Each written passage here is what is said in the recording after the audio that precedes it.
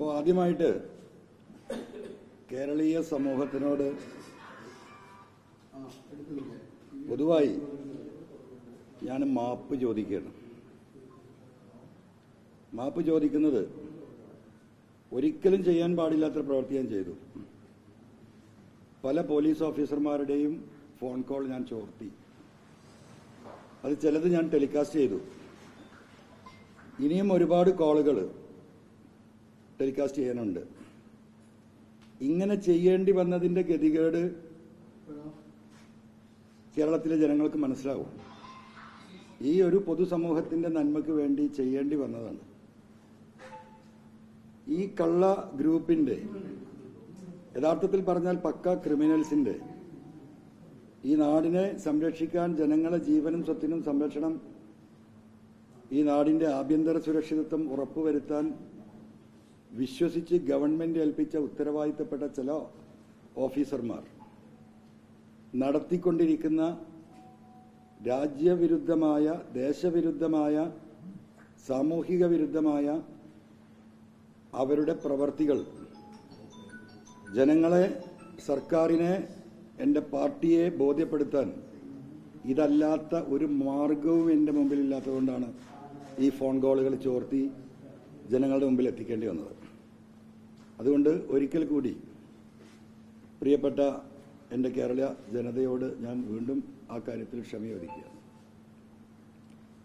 ഇപ്പോൾ നിങ്ങളൊക്കെ പറയപ്പെടുന്നത് പൊളിറ്റിക്കൽ സെക്രട്ടറി ശശി, അതുപോലെ തന്നെ ADGP അജിത് കുമാർ, മുഖ്യമന്ത്രി വിശ്വസിച്ച് ഏൽപ്പിച്ച ഉദ്യോഗസ്ഥരാണ്. തീർച്ചയായിട്ടും അങ്ങനെ തന്നെയാണ്.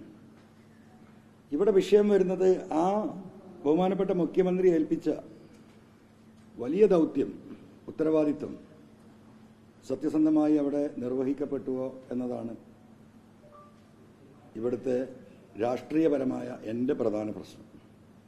അതില്ല എന്നതിന് ഒരുപാട് തെളിവുകൾ എൻ്റെ കയ്യിലുണ്ട്. ഇപ്പം ഇവിടെ ഇരിക്കുന്ന പോലീസ് സൂപ്രണ്ട് ശശിധരൻ, നിങ്ങൾക്കറിയാം, നവകേരള സദസ്സ് മലപ്പുറം ജില്ലയിലേക്ക് കടന്നു വന്നു. നവംബർ 29 തീയതി ബഹുമാനപ്പെട്ട മുഖ്യമന്ത്രി അരീക്കോടായിരുന്നു, രാവിലെ 11 മണിക്ക്. ഉച്ചയ്ക്ക് ശേഷം നിലമ്പൂരിലായിരുന്നു. അരീക്കോട് ഉണ്ടായ ഒരു സംഭവം അന്ന് നിങ്ങളൊക്കെ റിപ്പോർട്ട് ചെയ്തതാണ്. അവിടെ ഈ നവകേരള സദസ്സിനെ അലങ്കോലപ്പെടുത്താൻ ചില യൂട്യൂബർമാർ അവിടെ കടന്നു വന്നു. അവർ ചില പ്രശ്നങ്ങളുണ്ടാക്കി. അവിടെ നിന്ന് ആളുകളുമായി വാക്കേറ്റമുണ്ടായി. ഇതെല്ലാം കണ്ട് നോക്കി നിന്ന പോലീസ് അപ്പുറത്തുണ്ട്. പോലീസ് ആ വിഷയത്തിൽ ഇടപെട്ടില്ല. അവിടെ ഉണ്ടായിരുന്ന സഖാക്കൾ ആ വിഷയത്തിൽ ഇടപെട്ടു. അവരെ ബലമായിട്ട് അവിടുന്ന് മാറ്റി. ആ സദസ്സിനെ, ആയിരക്കണക്ക് 10,000-ഓളം ആളുകൾ പങ്കെടുത്ത ആ സദസ്സിനെ അലങ്കോലപ്പെടുത്താൻ മുൻകൂട്ടി ഗൂഢാലോചന നടത്തി വന്നവരാണ് ഇവർ. പോലീസ് അനങ്ങിയില്ല. അങ്ങനെ ഈ വിഷയം പിറ്റേ ദിവസം ബഹുമാനപ്പെട്ട മുഖ്യമന്ത്രിയോട്, പിറ്റേ ദിവസം അദ്ദേഹം 30-ാം തീയതിയാണ്, നവംബർ 30. 1-ാം തീയതി അദ്ദേഹത്തെ രാവിലെ സദസ്സ് നടക്കുന്ന, നവകേരള സദസ്സ് നടക്കുന്നതിന് മുമ്പ് പത്രസമ്മേളനത്തിൽ അവിടുത്തെ പത്രക്കാർ ഈ വിഷയത്തെക്കുറിച്ച് ചോദിക്കുകയുണ്ടായി. ഒരു 1.5 മിനിറ്റുള്ള ബഹുമാനപ്പെട്ട മുഖ്യമന്ത്രിയുടെ മറുപടിയാണ്. ദയവായി അതൊന്ന് കേൾക്കുക.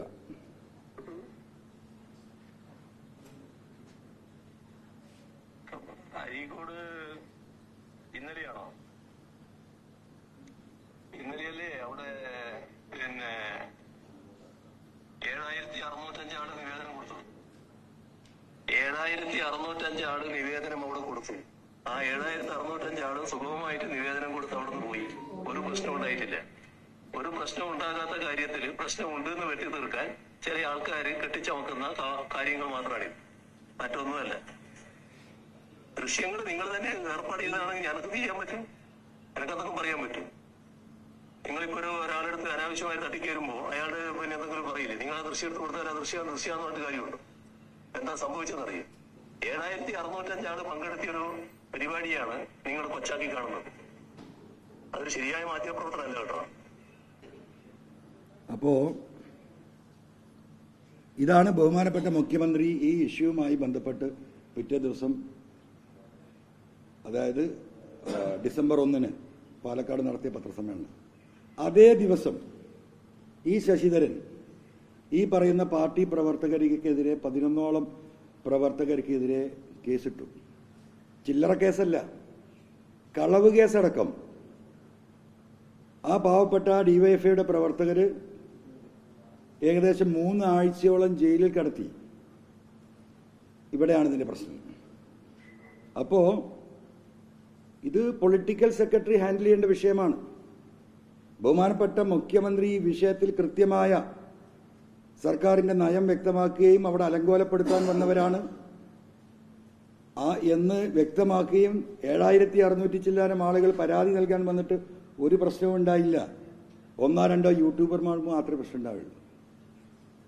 അപ്പോൾ ഇതിൽ നിന്ന് തന്നെ നിങ്ങൾക്ക് മനസ്സിലാക്കാം, ബഹുമാനപ്പെട്ട മുഖ്യമന്ത്രി പറയുന്നതിനപ്പുറം മുഖ്യമന്ത്രി പറയുന്ന കാര്യങ്ങൾ കൃത്യമായി ന്യായമായി ഉൾക്കൊള്ളാതെ ഈ ഗവൺമെന്റിനെയും ഈ പാർട്ടിയെയും ഇല്ലായ്മ ചെയ്യാൻ പ്രവർത്തിക്കുന്ന ഒരു ഗ്രൂപ്പാണ് എം.ആർ. അജിത് കുമാറിന്റെ ഒപ്പമുള്ള കേരളത്തിലെ പോലീസിലെ ഒരു വിഭാഗം എന്ന് നിങ്ങളെ ശ്രദ്ധയിൽപ്പെടുത്താൻ വേണ്ടിയിട്ടാണ് ഞാൻ ഈ കാര്യം ആദ്യമായി സൂചിപ്പിക്കുന്നത്.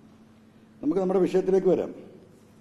നമ്മുടെ വിഷയം വളരെ വിശാലമായ വിഷയമാണ്.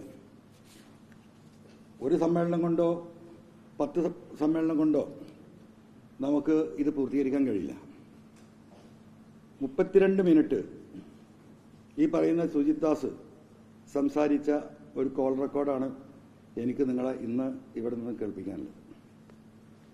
അതിൻ്റെ മുമ്പായിട്ട് ഈ വാർത്തകളിൽ ഒരു കാര്യം കൂടി സൂചിപ്പിക്കണം. ഇപ്പോൾ പ്രതിപക്ഷ നേതാവിനെതിരെ നിയമസഭയിൽ ഞാനൊരു പ്രസംഗം നടത്തി ഒരു അഴിമതി കേസുമായി ബന്ധപ്പെട്ട്. ആ അഴിമതി കേസിൽ എൻ്റെ പ്രസംഗം ഒരു രേഖയായി എടുത്തുകൊണ്ട് ഹഫീസ് എന്ന് പറയുന്ന ഒരു പൊതുപ്രവർത്തകൻ തിരുവനന്തപുരത്തെ വിജിലൻസ് കോടതിയെ സമീപിച്ചു ഈ കാര്യം അന്വേഷിക്കണമെന്ന് പറഞ്ഞിട്ട്. ആ വിജിലൻസ് കോടതിയിൽ അദ്ദേഹം അത് ഫയൽ ചെയ്തു. കോടതി പോലീസിനോട് റിപ്പോർട്ട് ചോദിച്ചു. പോലീസ് റിപ്പോർട്ട് കൊടുത്തു. എന്താ കൊടുത്തത്? ഇതിലൊരു കഴമ്പില്ല. അതിൽ കഴമ്പുണ്ടോ ഇല്ലേ എന്നറിയണമെങ്കിൽ ഈ വിഷയം കേരളത്തിന്റെ നിയമസഭയിൽ ഉന്നയിച്ചത് ഒരു MLA ആണ്. എന്നെ ഒന്ന് വിളിച്ച് ചോദിച്ചോ? എൻ്റെ അടുത്ത് സ്റ്റേറ്റ്മെന്റ് എടുത്തോ? നിങ്ങൾ ഈ പറഞ്ഞതിന്റെ എന്താണ് അടിസ്ഥാനം എന്ന് ചോദിച്ചോ? ഒന്നും ഉണ്ടായില്ലല്ലോ. എം.ആർ. അജിത് കുമാർ അങ്ങ് പറയാണ് ക്രൈംബ്രാഞ്ചിനോട്, നിങ്ങൾ അങ്ങനെ കൊടുത്തേക്ക്. കേരളീയ സമൂഹത്തിൽ വാക്കിന് വിലയില്ലാത്തവനായി ഞാൻ, അല്ലേ? ഒരു തെളിവും കിട്ടിയില്ല എന്നാണ് നിങ്ങളൊക്കെ എപ്പോഴും പറയുന്നത്. തെളിവുണ്ട്. ഞാനിപ്പോൾ ആ യുദ്ധത്തിലല്ല. അപ്പോൾ ഒരു MLA നിയമസഭയിൽ ഉന്നയിച്ച അടിസ്ഥാനപരമായ ഒരു വിഷയം കോടതി പോലീസിന്റെ നിലപാട് എന്താന്ന് ചോദിക്കുമ്പോൾ പോലീസ് പറയാണ് MLA അതിലൊരു അടിസ്ഥാനമില്ല. ഈ പോലീസാണോ നീതി നടത്തുന്ന എം.ആർ. അജിത് കുമാറാണോ ഈ ഗവൺമെന്റിനെ സഹായിക്കുന്നത്? അങ്ങനെ വിശ്വസിക്കാൻ നിങ്ങൾക്കൊക്കെ കഴിയുമെങ്കിൽ എനിക്ക് കഴിയില്ല. അപ്പോൾ ഇവിടെ വരുന്ന വിഷയങ്ങൾ ഞാനിതിലേക്ക് കടക്കാം. സത്യത്തിൽ ഈ പറയുന്ന, ഞാൻ ഇന്നലെ ഏതൊരു പത്രത്തിൽ നൊട്ടോറിയസ് ക്രിമിനലാണ് ADGP അജിത് കുമാർ എന്ന് പറഞ്ഞു. നിങ്ങൾക്ക് തോന്നുന്നു എന്താണ് MLA ഇങ്ങനെ നൊട്ടോറിയസ് ക്രിമിനൽ എന്നൊക്കെ പറഞ്ഞാൽ ക്രിമിനലിസത്തിന്റെ അങ്ങേയറ്റം, അല്ലേ? നിങ്ങളൊക്കെ ഞെട്ടും, കേരളം ഞെട്ടും. നമുക്കൊന്നും വിശ്വസിക്കാൻ കഴിയില്ല. എനിക്കും വിശ്വസിക്കാൻ കഴിഞ്ഞിട്ടില്ല ചിലതൊക്കെ കേട്ടപ്പോൾ. എന്ന് പറഞ്ഞാൽ ഈ എം.ആർ. അജിത് കുമാറിന്റെ റോൾ മോഡൽ ഒരു പക്ഷേ ദാവൂദ് ഇബ്രാഹിം ആണോ എന്ന് സംശയിച്ചു. എനിക്ക് ഫീൽ ചെയ്തതാണ്. ബോംബെ അധോലോകത്ത് ഒരു കാലഘട്ടത്തിൽ നടന്നു. ഇതിപ്പോൾ ലോകം മുഴുവൻ ഇത്തരം ക്രിമിനലിസം ഈ പറയുന്ന ഇതൊക്കെ ഒരു പരിധി വരെ അവസാനിച്ചിട്ടുണ്ട്. പക്ഷെ ഇത്തരം കാര്യങ്ങൾ അദ്ദേഹം ചെയ്തു കൂട്ടിയ കാര്യങ്ങൾ ആ ലെവലിലേക്ക് പോകണമെങ്കിൽ ദാവൂദ് ഇബ്രാഹിമിനെ പോലെയുള്ള അവരുടെ ജീവചരിത്രം പഠിച്ചവനെ സാധിക്കും. അതിൽ അട്രാക്ട് ചെയ്യണം. അതിൽ അട്രാക്ട് ചെയ്തവനാണ് ഈ എം.ആർ. അജിത് കുമാർ. ഞാൻ ഫോൺ കോളുകളുടെ കാര്യം നിങ്ങളോട് പറഞ്ഞു. അജിത് കുമാറിന്റെ ഫോൺ മാത്രമല്ല, അദ്ദേഹത്തിന്റെ ഭാര്യ മറ്റൊരാളുമായി സംസാരിക്കുന്ന ഫോൺ കോൾസ്. ഭാര്യയെ വിളിക്കുന്നത് ഭാര്യയുടെ ആങ്ങളെയാണ്. ആ ഫോണ് ഫോർവേഡ് ചെയ്ത് അതിൻ്റെ മറ്റേ അറ്റത്ത് കേരളത്തിലെയും ബോംബെയിലെയും കള്ളക്കടത്ത് സംഘത്തിലെ പണം ഇൻവെസ്റ്റ് ചെയ്യുന്ന വളരെ പ്രധാനികളായ കള്ളക്കടത്തുകാരാണ് മൂന്നാമത്തെ ഫോണിൽ. ട്രാക്ക് നോക്കിയാൽ എന്താ, എം ആർ അജിത് കുമാറിൻ്റെ ഭാര്യ അദ്ദേഹത്തിൻ്റെ ആങ്ങളയോട് സംസാരിച്ചു, ഒരു കുഴപ്പമില്ലല്ലോ. ആങ്ങളയുടെ അങ്ങേ തലയിലാണ് മറ്റേ ചങ്ങാതി. അപ്പോൾ ആ സ്ത്രീയെ ഞാൻ ഇപ്പോൾ ഇതിലേക്ക് വലിച്ച് ഇഴക്കാൻ ഇപ്പം നിൽക്കുന്നില്ല. കാരണം അതൊരു സ്ത്രീയാണ്. എൻ്റെ ഉമ്മ 14 പ്രസവിച്ചതാണ്. എനിക്ക് 10 പെങ്ങന്മാരുണ്ട്. അവർക്ക് ഒരുപാട് മക്കളുണ്ട്. എൻ്റെ വാപ്പാൻ്റെയും ഉമ്മാൻ്റെയും ബ്ലഡിൽ തന്നെ 100 കുട്ടികൾ, സ്ത്രീകൾ എൻ്റെ വീട്ടിലുണ്ട്. അതുകൊണ്ട് ഒരു സ്ത്രീ എന്ന പരിഗണനയിൽ ഇപ്പോൾ ഞാൻ ആ വിഷയത്തിലേക്ക് കടക്കുന്നില്ല. ആവശ്യമായി വരികയാണെങ്കിൽ അപ്പം നമുക്ക് ആ വിഷയത്തിലേക്ക് പോകാം.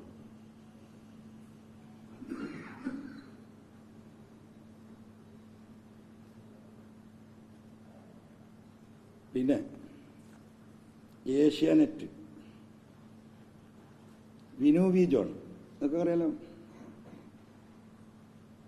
ഒരു കൊലപാതക കേസിൽ അദ്ദേഹത്തിൻ്റെ ബന്ധുക്കളോ ബന്ധപ്പെട്ടവരാരോ ADGPയെ വിളിച്ച് സഹായം അഭ്യർത്ഥിക്കുക. ഇതേപോലത്തെ കോളാണ് കേട്ടോ, ഡയറക്റ്റ് അല്ല, എല്ലാം ഉണ്ട്. സഹായം അഭ്യർത്ഥിക്കുക. അതിനുള്ള മറുപടി സഹായിക്കാം എന്ന തരത്തിൽ തന്നെ അജിത് കുമാർ പറയുന്നു. അപ്പോൾ പോക്സോ കേസ്, ഞാനൊരു കേസ് ഫയൽ ചെയ്തിട്ടുണ്ട് കോഴിക്കോട്. ഒരു കുട്ടിയെ മാറ്റി ശബ്ദം പ്രസിദ്ധീകരിച്ചതിന് കോഴിക്കോട് ഞാനൊരു കേസ് ഫയൽ ചെയ്തു. ആ കേസിൻ്റെ കാര്യം സംസാരിക്കുന്നത്, അതിൽ പ്രയാസം ഉണ്ടാവരുത്. അത് ക്രൈംബ്രാഞ്ച് കേസ് കോടതിയിൽ ഇപ്പോൾ അതിൻ്റെ ചാർജ് ഷീറ്റ് കൊടുത്തിട്ടുണ്ട്. കേസ് വരുമ്പോൾ അറിയാം അതിൽ സ്വാധീനം ഉണ്ടായിട്ടുണ്ടോന്ന്. ആ കാര്യം നമുക്ക് കോടതിയിൽ വരുമ്പോൾ നമുക്ക് നോക്കാം. അപ്പം എങ്ങോട്ടേക്കാണ് ഈ പോണത്, എവിടത്തേക്കാണ് ഈ കാര്യങ്ങളെ കൊണ്ടെത്തിക്കുന്നത്? ഏറ്റവും അവസാനമായിട്ട് നമ്മൾ അറിഞ്ഞിട്ടുണ്ടോ എനിക്കറിയില്ല, അജിത് കുമാറിന് ഒരു അസിസ്റ്റന്റിനെ വെച്ചിട്ടുണ്ട്, ഒരു IPS ഉദ്യോഗസ്ഥൻ. എന്തിനാ? ഒരു പ്രത്യേക സംവിധാനം തന്നെ ഒരുക്കിയിട്ടുണ്ട് സൈബർ സെല്ലിൽ. എല്ലാ മന്ത്രിമാരെയും ഫോൺ കോളുകൾ ചോർത്തുന്നുണ്ട്. എല്ലാ പ്രധാനപ്പെട്ട രാഷ്ട്രീയക്കാരുടെയും ഫോൺ കോൾ അവിടെ ചോർത്തുന്നുണ്ട്. ഈ നിൽക്കുന്ന പത്രക്കാരായ നിങ്ങളുടെയും ഉത്തരവാദിത്തപ്പെട്ടവരുടെ ഫോൺ കോൾ ചോർത്തുന്നുണ്ടാവും. സൈബർ സെല്ല് പ്രവർത്തിക്കുന്നത് ഈ രാജ്യത്തെ ക്രൈം അന്വേഷിക്കാനല്ല.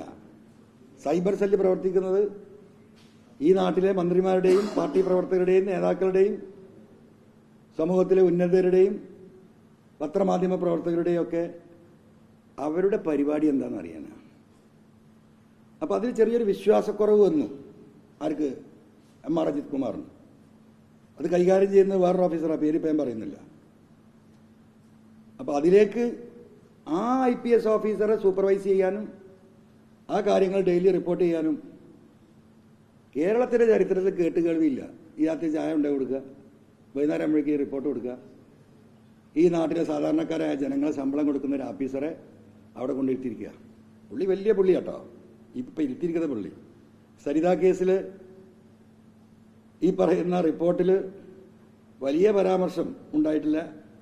നല്ല സാധുവായിട്ടുള്ള സത്യസന്ധനായിട്ടുള്ളൊരു IPSകാരനാണ് ഇപ്പോൾ ഈ സൈബർ ചോർത്തുന്ന കാര്യങ്ങൾ ഡെയിലി റിപ്പോർട്ട് ചെയ്യാൻ വെച്ചത്. അപ്പം ഈ രീതിയിൽ കാര്യങ്ങൾ പോയിക്കൊണ്ടിരിക്കുകയാണ്. അപ്പോൾ എന്നെ സംബന്ധിച്ച് പറയാനുള്ളത് 2-3 കേസിൻ്റെ സൂചനയും പറയാം. ഈ പറയുന്ന എം ആർ അജിത് കുമാർ ഇവിടെ ആളുകളെ കൊല്ലിച്ചിട്ടുണ്ട്, കൊലപാതകം നടത്തിച്ചിട്ടുണ്ട്. ഉത്തരവാദിത്തത്തോടു കൂടിയാണ് പറയുന്നത്. വാദിയും പ്രതിയും നിങ്ങളെ മുമ്പിൽ വരും. അതൊക്കെ ഈ സ്വർണ്ണക്കള്ളക്കടത്തുമായി ബന്ധപ്പെട്ടാണ് കേട്ടോ. അതിന് പുറമെ മാമി എന്ന് പറയുന്ന കോഴിക്കോട്ടത്തെ ഒരു കച്ചവടക്കാരൻ 1 വർഷമായി കാണാതായിട്ട്. കൊണ്ടുപോയി കൊന്നതായിരിക്കും എന്നാണ് ഞാൻ വിശ്വസിക്കുന്നത്. കേസ് എവിടെ എത്തിയിട്ടില്ല, അനങ്ങിയിട്ടില്ല, അത് അനങ്ങൂല. അതും ഈ സംഘവുമായി ബന്ധപ്പെട്ട വേറെ വിഷയമാണ്. ഒരുപാട് ഇവരുടെ ഈ പറയുന്ന എയർപോർട്ടുമായി ബന്ധപ്പെട്ട് നിൽക്കുന്ന വിഷയങ്ങളിൽ ഈ കള്ളക്കടത്തുമായി ബന്ധപ്പെട്ട പലരെയും പല സ്ഥലത്ത് ഇവർ കുടുക്കിയിട്ടുണ്ട്. സുജിത് ദാസ് IPS വരുന്നതിന് മുമ്പ് അദ്ദേഹത്തിന് ജോലി എന്തായിരുന്നു നമുക്കറിയാം. അറിയോ? ഇവിടെ ആർക്കെങ്കിലും അറിയോ? ഞാൻ സീരിയസ് ആയിട്ട് ചോദിക്കുക, അറിയില്ല. അയാൾ കസ്റ്റംസിലായിരുന്നു. സെൻട്രൽ എക്സൈസ് ആൻഡ് കസ്റ്റംസിൽ നിന്നാണ് IPS എഴുതിയിട്ട് സുജിത് ദാസ് വരുന്നത്. കസ്റ്റംസിലെ ഉദ്യോഗസ്ഥരുമായിട്ട് അതിഭയങ്കരമായ ബന്ധം നിലനിർത്തുന്നുണ്ട്. ആ ബന്ധങ്ങളാണ് കോഴിക്കോട് എയർപോർട്ടിൽ സ്വർണം കടത്താൻ, കോഴിക്കോട് മാത്രമല്ല തിരുവനന്തപുരം എയർപോർട്ടിൽ നടന്നതിന്റെ ഡീറ്റെയിൽസ് എനിക്ക് കിട്ടിക്കൊണ്ടേയിരിക്കുന്നുണ്ട്. കസ്റ്റംസിലൊരു സെക്ഷനാണ് വർക്ക് ചെയ്യുന്നുണ്ട്. ഒരുപാട് കേസ് പിടിച്ചല്ലോ അല്ലേ സുജിത് ദാസ്? അത്ഭുതമായിരുന്നു. എങ്ങനെ എത്ര കേസ് കസ്റ്റംസ് വെട്ടിച്ച് വന്നിട്ട് നടു റോട്ടിലിട്ട് പോലീസ് പിടിക്കുന്നല്ലേ? അങ്ങനത്തെ സംഭവം പലതും ദുബായിൽ നിന്ന് ഈ കാരിയർമാർ ക്യാരി ചെയ്ത് വരുമ്പം തന്നെ അവിടുത്തെ ഒറ്റുകാർ വഴി സുജിത് ദാസിന് വിവരം കിട്ടും. അതൊരു സെക്ഷൻ. രണ്ടാമത്തെ സെക്ഷൻ ആരറിയും നമുക്ക്? നിങ്ങൾ ശരിക്കും കേട്ടോ. രണ്ടാമത്തെ സെക്ഷൻ കസ്റ്റംസിലെ ചില ഉദ്യോഗസ്ഥരാ. അവർ സ്കാനിങ്ങിൽ ഈ സാധനം കാണുന്നുണ്ട്. ഈ കാരിയർക്ക് വിവരമൊന്നും അറിയില്ല, ഇത് അയക്കുന്നവനും അറിയില്ല. ഓല് വിചാരിക്കും അവരുടെ ഈ പാക്കിംഗ് സിസ്റ്റത്തിൽ അവിടെ നിന്ന് രക്ഷപ്പെട്ടു പോയതാണ്. കരിപ്പൂർ എയർപോർട്ടിലൊക്കെ സ്കാനിങ്ങിന്റെ ഏറ്റവും അഡ്വാൻസ് ടെക്നോളജിയാണ് ഉപയോഗിക്കുന്നത്. അപ്പം ഇത് കണ്ടാൽ ഇവനെ കടത്തിവിടുക. അപ്പൊ പുറത്തു നിൽക്കുന്ന പോലീസിന് വിവരം, ഇന്ന ആള് ഇന്ന കളർ കുപ്പായം ടാക്സിയിലോ വേറെ വണ്ടിയിലോ വരും. ഈ ചങ്ങാതിന്റെ ഒരു ഡാൻസ് സ്റ്റാഫ് ഉണ്ടല്ലോ, ഡാൻസ് സ്റ്റാഫ്, അതൊക്കെ വരാൻ പോണുള്ളൂ. പക്ക ക്രിമിനൽസ്. പേരെന്താ? MDMA പിടിക്കുക. പണി എന്താ? സ്വർണ്ണക്കള്ളക്കടത്ത് നടത്തി പൈസ ഉണ്ടാക്കുക. അപ്പൊ നമുക്ക് തോന്നും എന്താണ് എന്നാ കസ്റ്റംസിനെ അങ്ങോട്ട് പിടിച്ചാൽ പോരെ. കസ്റ്റംസിനെ പിടിച്ചാലേ കുഴപ്പം എന്താ അറിയോ? അവിടെ കംപ്ലീറ്റ് CCTV ഒബ്സർവേഷനിലാണ്. ഒരു ബിസ്ക്കറ്റ് എന്നെടുത്ത് മാറ്റാൻ കഴിയില്ല. അപ്പോഴോ പുറത്തിട്ട് പോലീസ് ആ വണ്ടി വരുന്നു, ബ്ലോക്ക് ചെയ്യുന്നു. 2 പോലീസുകാർ അപ്പുറത്ത് ഒന്ന് ചാടിക്കയറുന്നു, വിടറാന്നാണ്. ഇവരെ കേന്ദ്രത്തേക്ക് പോവുക.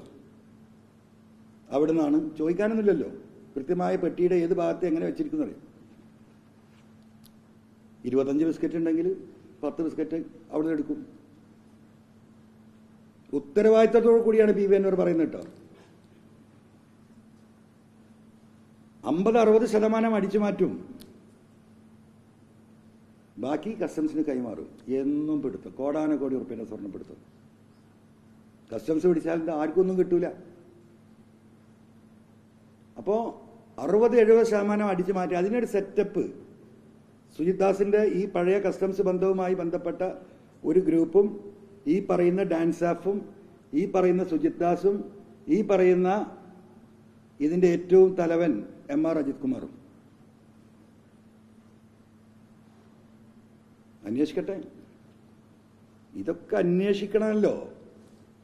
ഞാൻ ഈ പറയുന്ന ഞാൻ കൊടുക്കും തെളിവ്. ഇതിന്ന് ഒഴിഞ്ഞു മാറാൻ കഴിയില്ല. MR അജിത് കുമാറൊക്കെ ജയിലിലേക്കാ പോണ പ്രിയ സുഹൃത്തുക്കളെ. സുജിത് ദാസ് പോകുന്ന സുജിത് ദാസിന്റെ വഴി സെൻട്രൽ ജയിലാണ്. ഒരു തർക്ക കാര്യത്തിലില്ല. നമുക്ക് ചിന്തിക്കാൻ കഴിയില്ല. ഈ രീതിയിൽ ഇതിന്റെ ഒക്കെ പഴിയാർക്കാം ബഹുമാനപ്പെട്ട മുഖ്യമന്ത്രിക്ക്. എങ്ങനെ മുഖ്യമന്ത്രി ഇത് ഏറ്റെടുക്കും? നിങ്ങൾക്കറിയാലോ, മുഖ്യമന്ത്രിക്ക് 29 വകുപ്പുകളുണ്ട്. ഒരാൾക്ക് 29 വകുപ്പുകൾ, 4 ചായപ്പീടി കൈകാര്യം ചെയ്യാൻ കഴിയും ഒരു വ്യക്തിക്ക്. ആ 29 വകുപ്പുകളിലെ ഓരോരുത്തരും ഓരോ തലവന്മാരെ നിശ്ചയിച്ചിട്ടുണ്ട്. ആ തലവന്മാരുമായിട്ടാണ് ബഹുമാനപ്പെട്ട മുഖ്യമന്ത്രി കമ്മ്യൂണിക്കേറ്റ് ചെയ്യുക. അവരെയാണ് വിശ്വസിച്ചേൽപ്പിച്ചിരിക്കുന്നത്. പള്ളിയുടെയും അമ്പലത്തിന്റെയും അകത്ത് കിണറുണ്ടെങ്കിൽ ആ കിണറ്റിൽ പോയി നമ്മൾ വീഴൂലേ? പള്ളിയിൽ നിസ്കരിക്കാൻ പോകണം, അവിടെ കിണറുണ്ടെന്ന് ആലോചിക്കുമോ? അമ്പലത്തിൽ പ്രാർത്ഥിക്കാൻ പോകുന്നതിന് അവിടെ പൊട്ടക്കിണറുണ്ടെന്ന് ആലോചിക്കുമോ? ആരും വീഴൂലേ? അപ്പൊ പള്ളിക്കകത്ത് അമ്പലത്തിനകത്ത് കിണർ കുത്തി വെച്ചിരിക്കുന്നു വിശ്വസ്തർ. അതല്ലേ ഇവിടെ സംഭവിച്ചുകൊണ്ടിരിക്കുന്നത്? ഇത്രയും കള്ളത്തരങ്ങൾ നടക്കുമോ? വിശ്വസിച്ചേൽപ്പിച്ചതാരാ? സഖാവ് പി ശശിയാണ് അല്ലേ? അദ്ദേഹത്തിന് ഈ കാര്യത്തിൽ പരാജയമുണ്ട് എന്ന് തന്നെയാണ് ഞാൻ വിശ്വസിക്കുന്നത്. അദ്ദേഹത്തിന് അറിവുണ്ടോ ഇല്ലെന്ന് എനിക്കറിയില്ല. ഇവിടുത്തെ പൊളിറ്റിക്സ് അനലൈസ് ചെയ്തിട്ട് ഈ ഗവൺമെന്റിന് എന്തെങ്കിലും പാകപ്പിഴകൾ ഉണ്ടെങ്കിൽ അതുകൂടി ഗവൺമെന്റിന്റെയും പാർട്ടിയുടെയും ശ്രദ്ധയിൽപ്പെടുത്താനാണ് പൊളിറ്റിക്കൽ സെക്രട്ടറി അപ്പോയിന്റ് ചെയ്യുന്നത്. അദ്ദേഹം ഇത് കൃത്യമായി അനലൈസ് ചെയ്തിട്ടുണ്ടെങ്കിൽ ഇങ്ങനെ ഒരു കൊള്ള നടക്കുമോ? ഒന്ന്, ഞാൻ ഈ പറഞ്ഞതുപോലെ അരീക്കോട് സംഭവം അടക്കം അങ്ങനെ എത്ര സംഭവങ്ങൾ അവിടുത്തെ പാർട്ടി പ്രവർത്തകർ അദ്ദേഹത്തിന്റെ ശ്രദ്ധയിൽപ്പെടുത്തിയ വിഷയമാണിത്.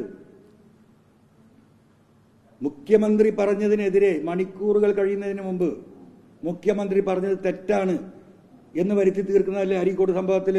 മുഖ്യമന്ത്രി പറഞ്ഞ ദിവസം ഈ പറയുന്ന ഈ മരത്തിന്റെ കളവിന് കൂട്ടുനിന്ന കള്ളന് കഞ്ഞി വെച്ചു കൊടുത്ത ജില്ലാ പോലീസ് സൂപ്രണ്ട് ശശിധരൻ ചെയ്തത്. ഇതിൽ വലിയ ധിക്കാരെന്താ? ആർക്കതിന്റെ ഉത്തരവാദിത്വം? പൊളിറ്റിക്കൽ സെക്രട്ടറിക്കല്ലേ? അവിടെയാണ് എന്റെ പ്രശ്നം. അദ്ദേഹത്തിന്റെ ഉത്തരവാദിത്വം നിർവഹിക്കണ്ടേ? അത് നിർവഹിച്ചിട്ടില്ല എന്ന് തന്നെയാണ് മനസ്സിലാക്കുന്നത്. എനിക്ക് വ്യക്തിപരമായി പറയാൻ പറ്റില്ലോ. ഞാൻ പല വിഷയത്തിലും ഈ ജില്ലയിലെ രാഷ്ട്രീയപരമായ പല വിഷയത്തിലും അദ്ദേഹത്തെ പോയി കണ്ടിട്ടുണ്ട്, കത്ത് കൊടുത്തിട്ടുണ്ട്. ഒരു നടപടി ഉണ്ടായിട്ടില്ല. എൻ്റെ വീട്ടിലെ കാര്യമല്ല, ഈ ജില്ലയിൽ പൊളിറ്റിക്കലായിട്ട് ഈ പാർട്ടിക്ക് കൈകാര്യം ചെയ്യേണ്ട വിഷയങ്ങൾ, പാർട്ടി നേരിടുന്ന വെല്ലുവിളികൾ, അതിനാണല്ലോ അദ്ദേഹത്തെ ഇതൊക്കെ മുഖ്യമന്ത്രിയോട് പോയി പറയാൻ പറ്റുമോ? അദ്ദേഹത്തിന് ഇല്ലെങ്കിൽ തന്നെ എടുത്താൽ പൊന്താത്ത ലോഡുണ്ട്, നമുക്കറിയാലോ. അപ്പം ഞാൻ തുടക്കം മുതലേ പറയുന്ന വിഷയമാണ്. ഞാൻ ഈ പാർട്ടിയിലേക്ക് വന്നതും അതിനുശേഷവും ഇത്രയും MLA ആയിട്ട് ഈ നിമിഷം വരെ എൻ്റെ പിതാവിൻ്റെ സ്ഥാനത്താണ് ഞാൻ അദ്ദേഹത്തെ കാണുന്നത്. അദ്ദേഹത്തിന് പാര വെക്കാനുള്ള ശ്രമം ഒരു മകനെന്ന നിലക്ക് അത് തടുക്കേണ്ടത് എൻ്റെ ബാധ്യതയാണ്. ആ ബാധ്യതയാണ് നിർവഹിക്കുന്നത്. അത് ഏത് തലത്തിലേക്ക് പോയാലും. കൊല്ലിച്ചും നല്ല പരിചയമുള്ള ഗുണ്ടാ സംഘങ്ങളുള്ള വലിയൊരു ടീമിനോടാണ് ഞാൻ ഏറ്റുമുട്ടുന്നത്. എൻ്റെ ജീവൻ അപകടത്തിലാണെന്ന് എനിക്കറിയാം. പക്ഷെ ജീവനിലുള്ളിടത്തോളം സമയം പറയാലോ. ആ പറച്ചിൽ തന്നെയാണ് ഞാൻ തുടരുന്നത്. അപ്പം ഈ രീതിയിൽ ഈ കാര്യങ്ങൾ മുന്നോട്ട് പോയാൽ ഈ പാർട്ടി സംവിധാനവും ഈ പറയുന്ന ബഹുമാനപ്പെട്ട മുഖ്യമന്ത്രി അടക്കമുള്ളവരും ഇതിന് ആൻസർ പറയേണ്ട ഒരു ഘട്ടത്തിലേക്ക് കാര്യങ്ങൾ എത്തിയിട്ടുണ്ട്. നിവൃത്തിയില്ല. അതുകൊണ്ടാണ് ഇങ്ങനെ തുറന്നു പറയേണ്ടി വന്നത്. ഇപ്പം ചില വാർത്തകൾ TV പാർട്ടി വിടുന്നു, ലീഗ് ചേരുന്നു, കോൺഗ്രസ് ചേരുന്നു, BJP ചേരുന്നു എന്ന് ആരും പറഞ്ഞതായിട്ട് ഞാൻ കണ്ടില്ല. കാരണം ഇതിലേറെ സ്ട്രോങ് പാർട്ടി അതല്ലേ, ഇന്ത്യ ആകെ ഭരിക്കുന്നവർ. അത് പറഞ്ഞൂടെ? അപ്പം ഞാൻ ഈ പാർട്ടിയെ നിലനിർത്താൻ ഇതിലെ ഈ ചതിക്കുഴികൾ, ബഹുമാനപ്പെട്ട നമ്മളെ പ്രിയങ്കരയായ ഇന്ദിരാഗാന്ധി എങ്ങനെയാണ് മരിച്ചത്? എങ്ങനെയാണ് വെടിയുണ്ട്? പഞ്ചാബിലെ ബ്ലൂ സ്റ്റാർ ഓപ്പറേഷന് ശേഷം ഇന്റലിജൻസ് ഇന്ദിരാഗാന്ധിയോട് പറഞ്ഞതാ, സിഖ് വിഭാഗത്തിൽപ്പെട്ടവരെ പേഴ്സണൽ സെക്യൂരിറ്റിയിൽ നിന്ന് ദയവായി മാറ്റണമെന്ന്.